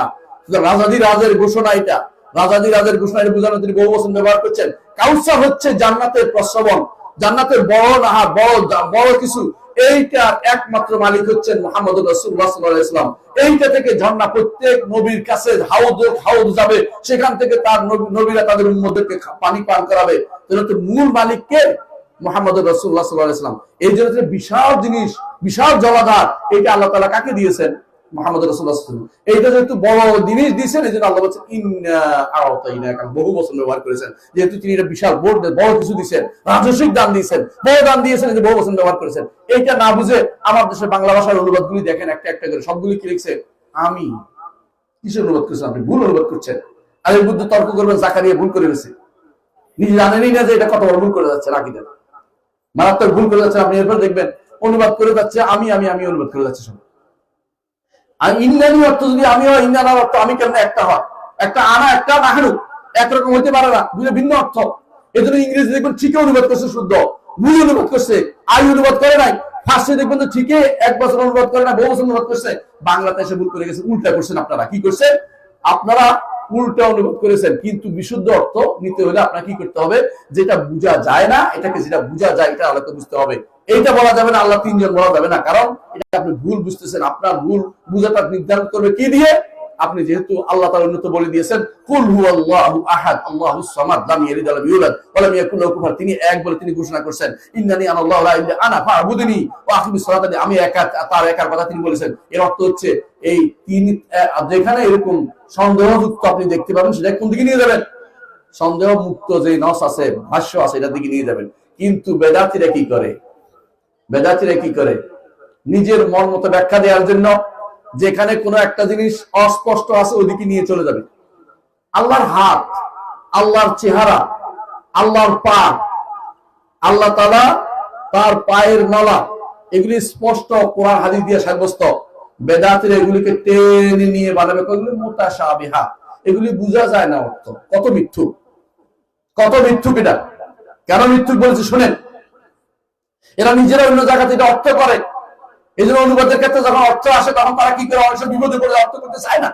বেদাতীরা এটা করে, কিন্তু আহলুস সুন্নাহ ওয়াল জামাতে এটা অর্থ করে এবং তারা স্বীকার করে যে এগুলো ঠিক আছে, কিন্তু ধরন আমরা জানি না। আল্লাহ তাআলার হাত আছে, হাত আছে প্রমাণ হচ্ছে আল্লাহ কোরআনে কারীমে বলে দিয়েছেন কিয়ামতের দিন আল্লাহ তাআলা তার মুষ্টির ভিতরে জমিনকে রাখবেন। ওয়াল আরদু জামিআন ক্বাবদাতুহু ইয়াওমাল কিয়ামা ওয়াস সামাওয়াতু মাতউইয়াতুন বিয়ামিনিহি, আর সমস্ত আসমানগুলোকে তার ডান হাতে রাখবেন। আসমান কোথায় রাখবেন? ডান। কিভাবে রাখবেন? একটার উপর একটা, যেভাবে কাগজ ভাঁজ করে রাখা হয়, ইয়াওমা নাতুইস সামা কাতাইয়িস সিজিলিল কুতুব, যেভাবে কিতাবের কাগজকে একটার উপর একটা রাখা হয়, সেভাবে আমরা, আল্লাহ বলছে আমরা রাখবো কি? নাতুইস সামা, সেগুলি পেছায় রাখবো আমরা হাতের উপরে। এবং তিনি বলবেন তখন আনাল মালিক আইনা মুলুকুদ দুনিয়া, দুনিয়া রাজারা কোথায় দেখো। একটু যদি চিন্তা করেন ভাই, আল্লাহর বড়ত্ব কিন্তু পাবেন। আল্লাহ কত বড় আযম, তিনি কবির, তিনি যার হাতের মধ্যে, যার হাতের উপরে আসমান সমূহ ভাঁজ করা থাকবে। আসমান দেখছেন কেউ? আসমান দেখছেন? আসমান দেখেননি, আমিও দেখিনি। একজন দেখছে আর আসতে পারে নাই, আরেকজন দেখছে আবার আসছে। ঈসা আলাইহিস সালাম দেখে এখন আর আসেন নাই, তাই না? আরেকজন দেখে ফিরে আসছেন, তিনি হচ্ছেন মুহাম্মদুর রাসূলুল্লাহ সাল্লাল্লাহু আলাইহি ওয়াসাল্লাম। মেরাজের রাতে গিয়েছেন এবং ফিরে আসছেন। তিনি আমাদেরকে জানিয়েছেন এক আসমান থেকে আসমান কত দূরত্ব, জমিন থেকে কত বড়, তার হিসাব আপনি জানেন না, কত বড় হচ্ছে আসমান। আর আসমানগুলি কুব্বার মতো, একটার উপর একটা, কিসের মতো? গম্বুজের মতো, একটার উপর একটা। তার উপরে হচ্ছে আরশুর রহমান, হচ্ছে সব কিছুর উপরে হচ্ছে আল্লাহর আরশ। তাহলে এত কিছু আল্লাহ আমার নবী জানিয়ে দিয়েছেন, এগুলি সব আসমানগুলো, এত বিশাল বিশাল আসমানগুলো আল্লাহর হাতে ভাঁজ করা থাকবে। আল্লাহ কত বড়, একটু মাথায় আসে না? তিনি কত বড়, তার মুষ্টির ভিতরে সমস্ত জমিন থাকবে। আমি আপনি নিজেকে কত বড় মনে করছি। এই জন্য আল্লাহর আজমতকে সবসময় স্মরণ করবেন, আল্লাহর বড়ত্বকে সবসময় স্মরণ করবেন। যেখানে আল্লাহর বড়ত্ব যত বেশি স্মরণ করতে পারবেন, তত বেশি আল্লাহর ইবাদত করতে পারবেন। এই জন্য বলেন সুবহান রাব্বিয়াল আযীম, সুবহান রাব্বিয়াল আযীম। যখন আপনি রুকুতে যাচ্ছেন একটু স্মরণ সাথে সাথে স্মরণ করবেন আজিম মানে তিনি অনেক বড়, আমি অনেক ক্ষুদ্র, অনেক ছোট। নিজেকে যত ছোট মনে করবেন আল্লাহর কাছে আপনি তত প্রিয় পাত্র হইতে পারবেন। আর নিজেকে যত বড় মনে করবেন, অহংকারী হয়ে যাবেন, আল্লাহ থেকে, রহমত থেকে দূরে সরে যাবেন। সুবহান রাব্বিয়াল আলা কখন বলেন? সেজদায় যখন যান। আলা অর্থ তিনি সব কিছুর উপরে, তার উপরে কোনো কিছু নেই। ইমাম আবু হানিফা রাহমাতুল্লাহ জন্য বলেছেন ওয়ালাইসাল আসফালু মিন আসফির রুবুবিয়াতি বিশাই, নিচে থাকা রবের কোনো গুণের মধ্যে নাই, নিচে থাকা রবের কোনো গুণের মধ্যে নাই। আমরা কি বুঝাতে পারছি জিনিসটা? 2 নম্বর নীতি। 3 নম্বর নীতি, লম্বা করবো না, 3 নম্বর নীতি বলে দেবো ইনশাআল্লাহ, শেষ করে ফেলবো। 3 নম্বর নীতি, আরো কিছু নীতি, কয়েকটা নীতি বলবো। 3 নম্বর নীতি হচ্ছে আমাদেরকে ঈমান এবং তাওহীদ বুঝতে হলে এবং শরীয়ত বুঝতে হলে, কোরআন ঈমানের এবং তাওহীদ সাব্যস্ত করতে হলে আপনাকে কোরআন সুন্নাহর বাইরে যাওয়া লাগবে না। কথা বুঝতে পারছি? আল্লাহর ঈমান সাব্যস্ত করার জন্য, আল্লাহর উপর ঈমান সাব্যস্ত করার জন্য, ফেরেশতার উপর ঈমান সাব্যস্ত করার জন্য, তাকদীরের উপর ঈমান সাব্যস্ত করার জন্য, কিতাবের উপর ঈমান সাব্যস্ত করার জন্য, এই পুরো ফিল্ডের মধ্যে কোরআন সুন্নাহর বাইরে যাওয়ার কোনো সুযোগ আছে কি? নাই। এটা হচ্ছে আহলুস সুন্নাত ওয়াল জামাতের মানহাজ বৈশিষ্ট্য, এটা যে তারা এর বাইরে যায় না। তারা দলিল দেয় কথায় কথায় ক্বাল আল্লাহ আযজা ওয়া জাল। আমরা এতক্ষণ ধরে কি যুক্তি দিছি? কোন ব্যক্তির কথা বলছি? কার কথা বলছি? আল্লাহর কথা বলছি, ঠিক না? এরা সব আহলুস সুন্নাত ওয়াল জামাতের মানহাজ হচ্ছে কথায় কথায় ক্বাল আল্লাহ ক্বাল রাসূল, আল্লাহ বলছেন, রাসূল বলেছেন, আল্লাহ বলছেন, রাসূল বলেছেন। যেখানে আল্লাহ রাসূল বলেন, আল্লাহ রাসূল সাল্লাল্লাহু আলাইহি ওয়াসাল্লাম বক্তব্য আপনার পছন্দ হয় নাই, আপনি ঈমানদার হতে পারবেন না। যদি আপনি মনে করেন যে যেই ভাষ্য দিয়ে সাহাবায়ে কেরাম যথেষ্ট হয়ে গেছেন সেটা আপনার জন্য যথেষ্ট হবে, আপনি ঈমানদার। আর যদি মনে করেন যে তারা তো একটা যুগে ছিলেন, তারা যথেষ্ট হলে আমার জন্য এটা যথেষ্ট হচ্ছে না, তাহলে আপনি ঈমানদার হতে পারেন না। এর দলিল ইমাম মালিক রাহমাতুল্লাহ আলাইহি বলেছেন, এই উম্মতের শেষের লোকেরা তা দিয়ে হেদায়েত প্রাপ্ত হবে যা দিয়ে উম্মতের প্রথম লোকের হেদায়েত প্রাপ্ত হয়েছে। প্রথম লোক কারা? সাহাবায়ে কেরাম। তারা যে পথে চলেছে সেই পথে হেদায়েত আছে। সাহাবায়ে কেরামের কেউ কোনোদিন দর্শন বিদ্যা চর্চা করেন নাই, তারা কেউ কালাম শাস্ত্র চর্চা করেন নাই, তারা তথাকথিত ডক্সিক নিয়ে আসেন নাই, ডক্সিক্যাল জিনিস নিয়ে আসেন না, যুক্তিবিদ্যা নিয়ে আসেন নাই। তারা এই বর্তমানে যেগুলি আপনি পড়াচ্ছেন ইউনিভার্সিটিগুলোতে, এগুলি একটাও তারা চিন্তা করে নাই। দুনিয়ার জন্য অনেক কিছু আপনি পড়েন, আমার আপত্তি নাই, কিন্তু আল্লাহর বিরোধী কথা হইতে পারবে না। কথা বুঝতে পেরেছেন? আপনি যদি কোনো বলেন যে আমি গবেষণা করে দেখেছি মানুষ আগে বানর ছিল, আপনার গবেষণার মুখে থুতু মারি, আপনার ভুলের উপর আছেন। কোরআন এবং সুন্নাহ বলছে মানুষ একজন সম্মানিত ব্যক্তি ছিলেন, তিনি হচ্ছেন আদম আলাইহিস সালাম। প্রতিটি মানুষের তার সন্তান, আমার নবী বলেছেন কুল্লুনা মিন আদম ওয়া আদম মিন তিন, আমরা সবাই আদম থেকে আসছি, আদম মাটি থেকে তৈরি করেছেন। সেখানে কোন ব্যাঙ্গাসি ছিলাম না, ব্যাঙ্গ ছিলাম না, বানরও ছিলাম না। আল্লাহ মাফ করুন আমাদেরকে। সুতরাং আপনি যে নীতি অবলম্বন করে পড়াচ্ছেন এগুলি আমার ঈমান নষ্ট করতেছেন। আপনি যে পদ্ধতি অবলম্বন করছেন, আপনি ঈমান নষ্ট করার পদ্ধতি অবলম্বন, ঈমান আনার পদ্ধতি করছেন না। এই জন্য যারা এরকম দর্শন শাস্ত্র অথবা এরকম প্রাণীবিদ্যা উদ্ভিদ্যা নাম দিয়ে মানুষদেরকে বানর বানাচ্ছে, এরা কোনোদিন সঠিক পথ পাবে না। এই আপনার যুক্তি কাজে আসবে না। আপনাকে কোরআন এবং সুন্নাহ অনুসরণ করে হেদায়েত পেতে হবে। সারা জীবনের যুক্তি দিলে আপনি সঠিক পথে থাকতে পারবেন না। এক ঘটনা আপনি জানেন, ইমাম রাজির নাম শুনেছে? ইমাম রাজি বিখ্যাত ব্যক্তি, শেষ জীবনে তওবা করেছেন, এই জন্য ইমাম বললাম। তিনি কি করতেন? 101টা যুক্তি নির্ধারণ করছে আল্লাহর অস্তিত্ব সাব্যস্তের জন্য। আপনার কি আল্লাহর অস্তিত্ব সাব্যস্তের যুক্তি লাগে? যুক্তি লাগে না। আল্লাহ আছেন, আলহামদুলিল্লাহ, আমি তার ইবাদত করতেছি, বলে আমি আসলাম কোত্থেকে, সহজ, শেষ শেষ কথা। কিন্তু উনি ভাষার সন্দেহের মধ্যে পড়ে গেছে। এখন একবার আসে নাই, কিভাবে আসলো নাই চিন্তা করতে করতে 101টা যুক্তি দিছে। যুক্তি দিয়ে যাচ্ছে, এক জায়গা দিয়ে নিশাপুরে যাচ্ছে, যাওয়ার সময় মানুষ দৌড়াচ্ছে পিছিয়ে পিছিয়ে। সাধারণত দেখেন না হাজার হাজার ক্যামেরা উপস্থিত হয়ে যায় কোনো কোনো মাহফিলে, দেখেন না আপনারা, নাম বলতে চাচ্ছি না কারণ। যুক্তি দিয়ে চলে ওরা। যুক্তির জায়গাতে ইসলামের কাজ নাই, ইসলাম হচ্ছে অনুসরণের নাম। যুক্তি দিয়ে আপনি ইসলাম অন্য কোনো পদ্ধতি দিয়ে হেদায়েত দিতে পারবেন না কাউকে। আল্লাহ যদি হেদায়েত দেয়, সে হেদায়েত পাবে। শোনেন, এই জন্য যুক্তি দিয়ে পর্যন্ত যুক্তি বিতর্ক হয়, ঈমান আনে নাই। বেশিরভাগই ঈমান আনছে, আল্লাহ তাআলা অন্তরে হেদায়েত দিয়ে দিয়েছে। কোরআন আয়াতের একটা পড়েছে, হাদিস একটা পড়েছে, তার মধ্যে হচ্ছে এটা তো সাধারণ কথা হইতে পারে না, সঙ্গে সঙ্গে ঈমান আনছে। কিন্তু যুক্তি দিয়ে শুধু আনন্দ অনুভব হয়, ঝগড়া হয়, বিতর্ক হয়, কিন্তু ঈমানের দিকে যায় না কেউ। এই জন্য যুক্তি দিয়ে ঈমান পাবেন না। ঈমান হচ্ছে আপনাকে আসতে হবে কোরআন সুন্নাহর অনুসরণ করলে ঈমান পাবেন। তো তিনি যখন দৌড়াচ্ছে পিছিয়ে পিছিয়ে বহু মানুষ দৌড়াচ্ছে। একজন বললো, এক বুড়ি বলতেছে, কি ও তোমরা দৌড়াও কেন? ওই যে এখানে এক ব্যক্তি আসছে, তিনি আল্লাহর অস্তিত্বের উপরে 101টা দলিল জানে। আলহামদুলিল্লাহ, আল্লাহর অস্তিত্ব আছে আমি জানি, আমার একটা 100 দলিল লাগবে।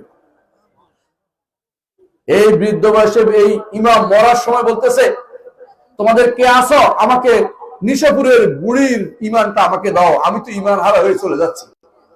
বুঝলেন কিনা? শয়তান তাকে একবার যুক্তি দেয়, সে পাল্টা যুক্তি দেয়। শয়তান তাকে মনে রাখবেন, যুক্তি দিয়ে কোনোদিন ইমানদার হতে পারবেন না আপনি কোনোদিন।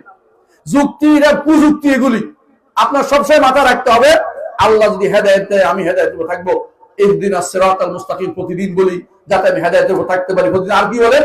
ইয়া হাইয়্যু ইয়া কাইয়্যুম বিরহমাতিকা আস্তাগীথ আসলিহ লি শানি কুল্লাহু লা তাকিলনি ইলা নাফসি তারফাত আইন। আপনি কেন এটা বারবার বলেন? কারণ আল্লাহর কাছে চান, আপনি যদি হেদায়েত না দেন, যে কোনো সময় পথভ্রষ্ট হয়ে যেতে পারেন। আল্লাহ তাআলা হেদায়েত দিলে হেদায়েত পাবেন। ইমাম রাজি তখন বারবার বলতেছেন, আমাকে নিশাপুরের ওই বুড়ির ইয়া দেন, আমি যুক্তি তর্কে যাইতে চাই না, বুড়ির ইমানটা আমার দরকার। বুড়ি মানুষের ইমান বহুত ভালো আছে, গ্রামের বুড়িরা উল্টা পাল্টা কথা বলে না, কিন্তু যে ব্যক্তি বেশি পড়ছে তার মাথা বেশি খারাপ হয়ে গেছে। দুনিয়ায় বড় বড় এটা হয়েছে ওইটা হয়েছে, দেখুন বুদ্ধিজীবী গুলি শয়তানের হাড্ডি। বুদ্ধিজীবী না, বসে বসে কি করে, টক ঝাল সুখ, টক ঝাল সুখ, বুঝছেন তো? জীবনে শিখে নাই কোরআনের কথা হাদিসের কথা, কিন্তু কোরআনের কথা হাদিসের কথা বলতে খুব পছন্দ করে। এমন আজে বাজে কথা বলে যেগুলি দুনিয়ার কেউ শুনে নাই, এগুলিও বলে। মনে করে সে সুন্দর কথা বলছে, না সুন্দর কথা বলে না, সে তো জানে না। এর অধিকাংশের নাম দিচ্ছে সুশীল। মানে এটা তো সুশীল মানে আসল নাফিক, নাকি ভালো নাফিক। এই মানুষগুলি সবচেয়ে খারাপ। এরা সুশীল বসে বসে ওই টিভিতে বসে, ওখানে বসে বসে এগুলি করে চাবাইয়া চাবাইয়া মিথ্যা কথা বলে বলে আল্লাহ দ্বীনের উপর দিয়ে অপবাদ দিচ্ছে। এগুলি সবচেয়ে নিকৃষ্টতম লোকেরা, এরা সব জঘন্যতম লোক। এদের থেকে দূরে থাকতে কোরআন এবং সুন্নাহকে অনুসরণ করে যেতে হবে। কোরআন এবং সুন্নাহ দিয়ে শুধুমাত্র হেদায়েত প্রাপ্ত হবে, হেদায়েত প্রাপ্ত হবে না। এই জন্য বিতর্ক করতে যাবেন না, হক কথা বলে দিবেন। মুহাম্মদ রাসূলুল্লাহ সাল্লাল্লাহু আলাইহি ওয়াসাল্লাম তার জীবনে কখনো বিতর্কের দিকে যান নাই। শুধুমাত্র একবার শুধুমাত্র আসাহাবাদের সাথে বিতর্ক করেছেন, শেষ পর্যন্ত তারা মানে নাই, বলছে মুবাহালা করব, যার উপর গজব হবে সেই ব্যক্তি, সে তার যে মিথ্যাবাদী তার উপর গজব হবে। ওরা বুঝছে যে বাবারে যদি এটা বলি গজব হয়ে যাবে, তারা আর মুবাহালা করে না, পালাই গেছে। রাসূল বলছেন তাহলে জিজিয়া দিতে হবে, জিজিয়া দিতে রাজি হয়ে গেছে। কিন্তু আমাদের তো সেরকম অবস্থা নেই, আমরা সেটা করব না। আমরা হক কথা বলে দেব, যদি ন্যায় ভালো না নিলে আমার কোনো ক্ষতি হবে না। ইমাম মালিক রহমতুল্লাহর কাছে এক লোক এসে বলতেছে, ইমাম মালিক আপনার সাথে বিতর্ক করব। মালিক বললেন যে আচ্ছা তাই নাকি, তো বিতর্ক করে তুমি আমাকে হারিয়ে দিলে কি করব? আপনি আমার অনুসরণ করবেন। আচ্ছা তুমি হেরে গেলে আমি আপনার অনুসরণ করব। আচ্ছা 3 নম্বর ব্যক্তি এসে আমাদের দুইজনকে হারিয়ে দিল, আমরা দুইজনে তার অনুসরণ করবো। তো দিন কি পোল্ট্রি মারান না? এই তুমি এর দিকে আমি পোল্ট্রি, কিছুক্ষণ করে ও একজনের পোল্ট্রি, ওদিকে পোল্ট্রি, না বিতর্কের কথা না। দিন হচ্ছে ক্বাল আল্লাহু ক্বাল রাসূল, মানলে মানো না মানলে নাই, তুমি এর ঘুরে থাকো। কোরআনে কারীমে আল্লাহ তাআলা এরকম একটা ঘটনা উল্লেখ করেছেন, খেয়াল করেন।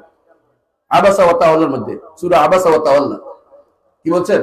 আবাসা ওয়া তাওয়াল্লা আন জাআহুল আমা ওয়া মা ইউদরিকা লাআল্লাহু ইয়াযাক্কা আও ইয়াযাক্কারু ফাতানফাহু যিকরা আম্মা মান ইস্তাগনা ফাআনতা লাহু তাসাদ্দা ওয়া মা আলাইকা আল্লা ইয়াযাক্কা ওয়া আম্মা মান জাআকা ইয়াসআ ওয়া হুয়া ইয়াখশা ফাআনতা আনহু তালাহা। ঘটনাটা হচ্ছে, ঘটনা বলে বুঝবেন, শুধু অনুবাদ করতে পারবো না, সময় হবে না। একবার আব্দুল্লাহ ইবনে উম্মে মাকতুম, তিনি অন্ধ সাহাবী, তিনি রাসূলের কাছে আসছেন, এসে মাসলা জিজ্ঞাসা করবেন। এমন সময় ওখানে বসা ছিল কুরাইশ সর্দাররা, বড় বড় সর্দাররা। রাসূল মনে করলেন যে এটা পরে জিজ্ঞাসা করতে পারো, আমি এখন এই কুরাইশ সর্দারদের গুরুত্ব দেওয়ার দরকার, কারণ এরা ঈমান আনলে আমার বহুত লাভ। আল্লাহ তাআলা এটা পছন্দ করেননি। আল্লাহ তাআলা বলছেন এরা ঈমান না আনলে আপনার কোনো ক্ষতি হবে না, কিন্তু যে দৌড়ে আসছে আপনার কাছে দ্বীন শিখার জন্য, তাকে আপনি দ্বীন শিক্ষা দেন। মানে আপনি যুক্তি দিয়ে দিয়ে বহুত মানুষের ঈমানে ঢুকাবেন, এই চিন্তা বন্ধ করে দেন। আপনি দাওয়াতের কাজ করেন। আল্লাহ এটা বলছে, রাসূল এটা বলছে, কোরআন এটা বলছে, এই বলতে থাকেন। হাদিসের কথা বলেন, আল্লাহ রাসূলের কথা বলেন, জীবনী বলেন। দেখবেন যে একজন মানুষ আল্লাহ তাআলা তার মন নরম করে ঈমানের দিকে আসবে। আপনি যুক্তি দিবেন, পাল্টা যুক্তি আসবে, এই যুক্তি কোনোদিনই বন্ধ হবে না, কুযুক্তি চলতেই থাকবে কিয়ামত পর্যন্ত। ওই যুক্তি দিয়ে ঈমানদাররা কোনো ঈমান আনে না। ঈমানদার ঈমান কিসের উপরে? কোরআন এবং সুন্নাহ তাদের জন্য যথেষ্ট মনে করে ঈমানের ক্ষেত্রে। বুঝা যাচ্ছে কথাটা? কয় নম্বর নীতি এটা? 3 নম্বর নীতি বলছে। 4 নম্বর নীতি, এটা গুরুত্বপূর্ণ বেশি। কোরআন এবং সুন্নাহ বুঝার ক্ষেত্রে, কোরআন এবং সুন্নাহ বুঝার ক্ষেত্রে আপনাকে সালফে সালেহিনের নীতিতে যেতে হবে। নিজের মন মতো ব্যাখ্যা করলে হবে না। কথা বুঝছেন কিনা? একজন আমাকে বলতেছে কোরআনেই তো মিলাদ আছে। আমি বললাম, বাবা কোরআনে মিলাদ আছে কোন থাকে? ওই যে আল্লাহ তাআলা বলছে আসসালামু আলাইহি ইয়াউমা উলিদা ওয়া ইয়াউমা আমুতু ওয়া ইয়াউমা ইয়ামুতু ওয়া ইয়াউমা ইউবাসু হাইয়া। কোরআনে কারিমে এক জায়গায় আছে তো। কোন সূরা? সূরা মারিয়ামের মধ্যে। অর্থাৎ রাসূলের উপরে, ঈসার উপরে, ইয়ার উপরে, ইয়াহিয়ার উপরে সালাম হোক, যেদিন তার জন্ম হয়েছে, যেদিন তার মৃত্যু হয়েছে, যেদিন তাকে পুনর্জীবিত করা হবে। ওই যে মিলাদের কথা আসছে, ওই ইয়াউমা উলিদা মিলে গেছে, উলিদা শব্দ মিলছে, মিলাদ হয়ে গেছে। বুঝছেন না কথাটা? ওই ব্যাখ্যা দাঁড় করাইছে। আরে বেটা, তাহলে তো মরার দিনেও মিলাদ পড়তে হইব, তাহলে তো পুনরুত্থানের দিনেও মিলাদ পড়তে হবে কেউ একজন, যে ওদিন যে মিলাদ পড়া আসে। তোরে কে কইছে এই ব্যাখ্যা করতে? এই ব্যাখ্যা সে দাঁড় করাইছে। এরকম বহু ব্যাখ্যাকার আছে। একজনের নাম ছিল বায়ান ইবনে সামআন, সে নবুয়তের দাবি করছে। বুঝছেন কিনা? বায়ান ইবনে সামআন। তো একজনে তারা বলছে তুমি যে নবী, কোরআনে তো বললো না। কে কোরআনে বলছে? কোন জায়গা? হাদা বায়ানুল লিন্নাস, এটা হচ্ছে মানুষের জন্য বয়ান। এই বয়ান অর্থ বর্ণনা, তাই না? কোরআনের কথা। এই মনে করে আমার নাম কইছে, বয়ানের কথা বলছে। কাদিয়ানি এই কাম করছে। আল্লাহ কোরআনে কারীম বলছেন যে ঈসা আলাইহিস সালাম বলেছেন যে আমার পরে একজন নবী আসবে, যার নাম হবে কি আহমদ। আমাদের নবীর অনেকগুলি নামের মধ্যে একটা নাম কি? আহমদ। কাদিয়ানি কয় যে না, এটা আমার কথা বলছে। বুঝছেন তো? এই জন্য ব্যাখ্যা কোনটা নিতে হবে? কিসের ব্যাখ্যা? কোরআন এবং হাদিসের ব্যাখ্যা কে দিবে? সাহাবায়ে কেরাম দিবে প্রথম। যদি না পাওয়া যায় তাবেঈরা দিবে, এরপরে না পারলে ইমামরা দিবে, মুফাসসিররা দিবে। আপনি যদি কোনো ব্যাখ্যা দাঁড় করান আজ এত বছর পরে, এটা মিল হয়েছে কিনা দেখতে হবে। মিল যদি না হয় তাহলে অবশ্যই কি পরিত্যাজ্য, এটা নিক্ষেপ করতে হবে, দেয়ালে নিক্ষেপ করতে হবে। যদি মিলে যায় কোনো সমস্যা নেই, মিলে গেলে আমাদের কোনো আপত্তি নেই। আগের সাথে মিলছে আলহামদুলিল্লাহ, আগের সাথে মিলছে আলহামদুলিল্লাহ। কিন্তু না মিললে এই ব্যাখ্যা দেয়া যাবে না। এই জন্য কোরআন এবং সুন্নাহ ব্যাখ্যার জন্য কি করতে হবে? সালফে সালেহীন নীতিতে যেতে হবে। নিজের মন মতো ব্যাখ্যা দাঁড় করানো যাবে না। আমি একটা উদাহরণ দিব। সুম্মা ইস্তাওয়া আলা আরশ, আল্লাহ আরশের উপর উঠেছেন। একটা শব্দ আছে ইস্তাওয়া। ইস্তাওয়া শব্দের অর্থ সাহাবী করেছে, ইবনে আব্বাস করেছেন উপরে উঠা। মুজাহিদ তাবেঈ, তার ছাত্র, তিনি বলছেন উপরে উঠা। আবুল আলিয়া তিনি একজন ছাত্র তাবেঈ, তিনি বলছেন উপরে উঠা। কয়জন বলছেন? তিন ইমাম, সাহাবী, তাবেঈ, সবাই বলছে উপরে উঠা। আপনি এখন বলেন যে না না, আল্লাহ উপরে উঠবেন কেন? তো কি করেছেন? আল্লাহ দখল করেছেন, আল্লাহ মালিক হয়েছেন, আল্লাহ রাজত্ব করেছেন। বাংলা ভাষার তাফসীরের মধ্যে উল্লেখ আছে এটা, যে আল্লাহ তিনি রাজত্বকে সুসংহত করলেন। আস্তাগফিরুল্লাহ।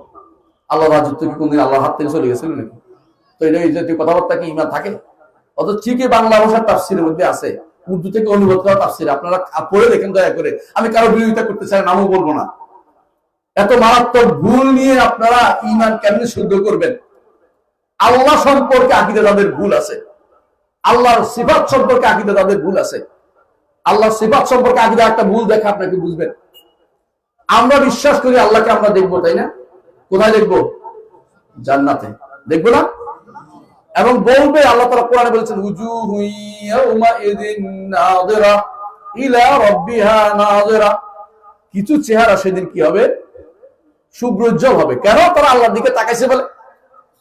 বুঝেন কিনা? নূরের দিকে তাকাইলে নূর পাওয়া যায়। কথা বুঝেন কিনা?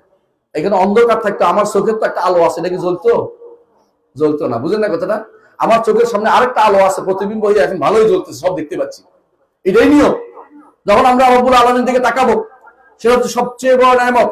তালাজ্জুল আয়ুনু, চক্ষু শীতল হবে, চোখে আনন্দ আসবে। এইটা আল্লাহ তাআলা কোরআনে বলেছে আমরা চোখ দিয়ে দেখবো।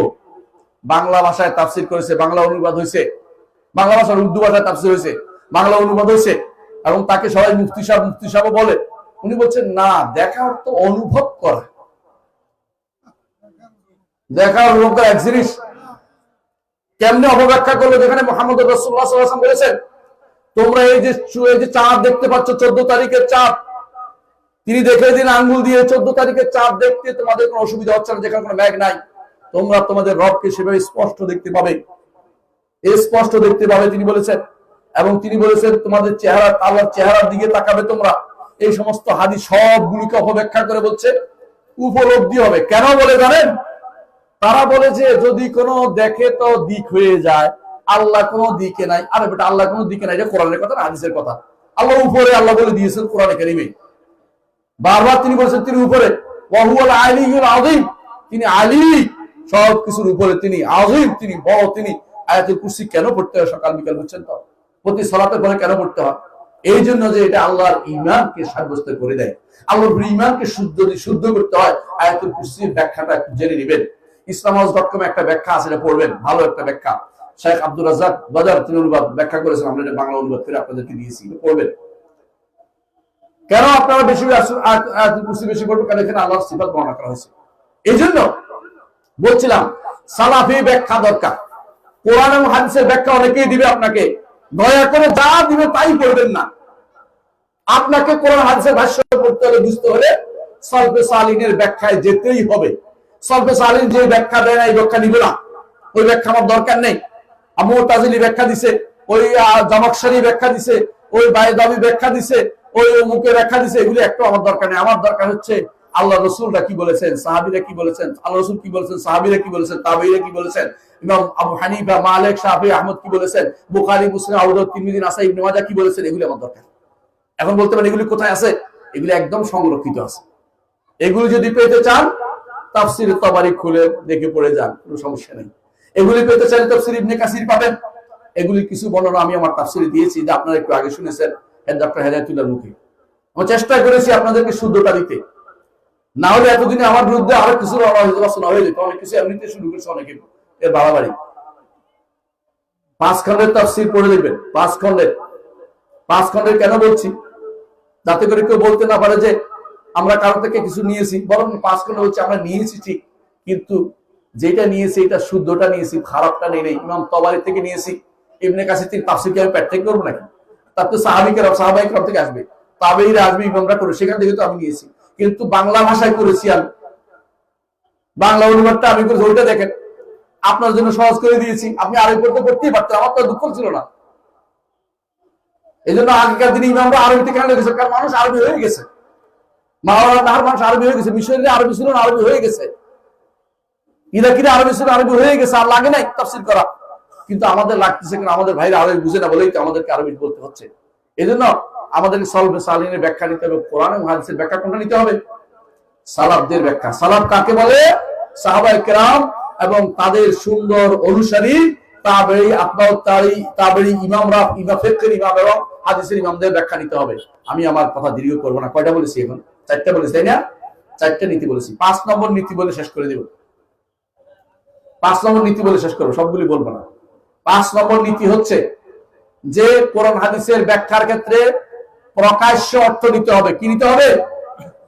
অপ্রকাশ্য বানানো অর্থ নেওয়া যাবে না। কোরআনের বানানো অর্থ কেমনে করে জানেন তো? নাম শুনেছেন আগা খানিয়া? আগা খান শুনেন নাই? আগা খান গোল কাপ, আগা খান এটা, আগা খান এটা, আগা খান শুনেন নাই? ওরা কি করে? কোরআনের নিজের মতো একটা ব্যাখ্যা দাঁড় করায়। ঠিক সুফিরাও নিজের মতো একটা ব্যাখ্যা দাঁড় করায়। ঠিক অনেক রাজনীতিবিদরাও নিজের মতো একটা ব্যাখ্যা দাঁড় করায়। ঠিক অনুরূপ ভাবে বিভিন্ন পদভ্রষ্ট গোষ্ঠী কোরআন হাদিসের একটা নিজের মতো একটা ব্যাখ্যা দাঁড় করায়। কিন্তু কোরআন হাদিসের ব্যাখ্যা নির্ধারিত হবে কি দিয়ে? প্রকাশ্য অর্থ দিয়ে। গোপন কোন অর্থ সেখানে আসবে না। প্রকাশ্য অর্থ যেটা কোরআন এবং সুন্নাহর সাথে মিলে, অন্য আয়াতের সাথে মিলে, এটা শুধু ব্যাখ্যা হবে, নিজের মন মতো ব্যাখ্যা সেখানে আসবে না। এটা কি বুঝাতে পারছি কথাটা? অপব্যাখ্যা ঠেকাতে হবে, অপব্যাখ্যা আনা যাবে না। যে কোনো মূল্যে কোরআন হাদিসের প্রকাশ্য অর্থ নিতে হবে।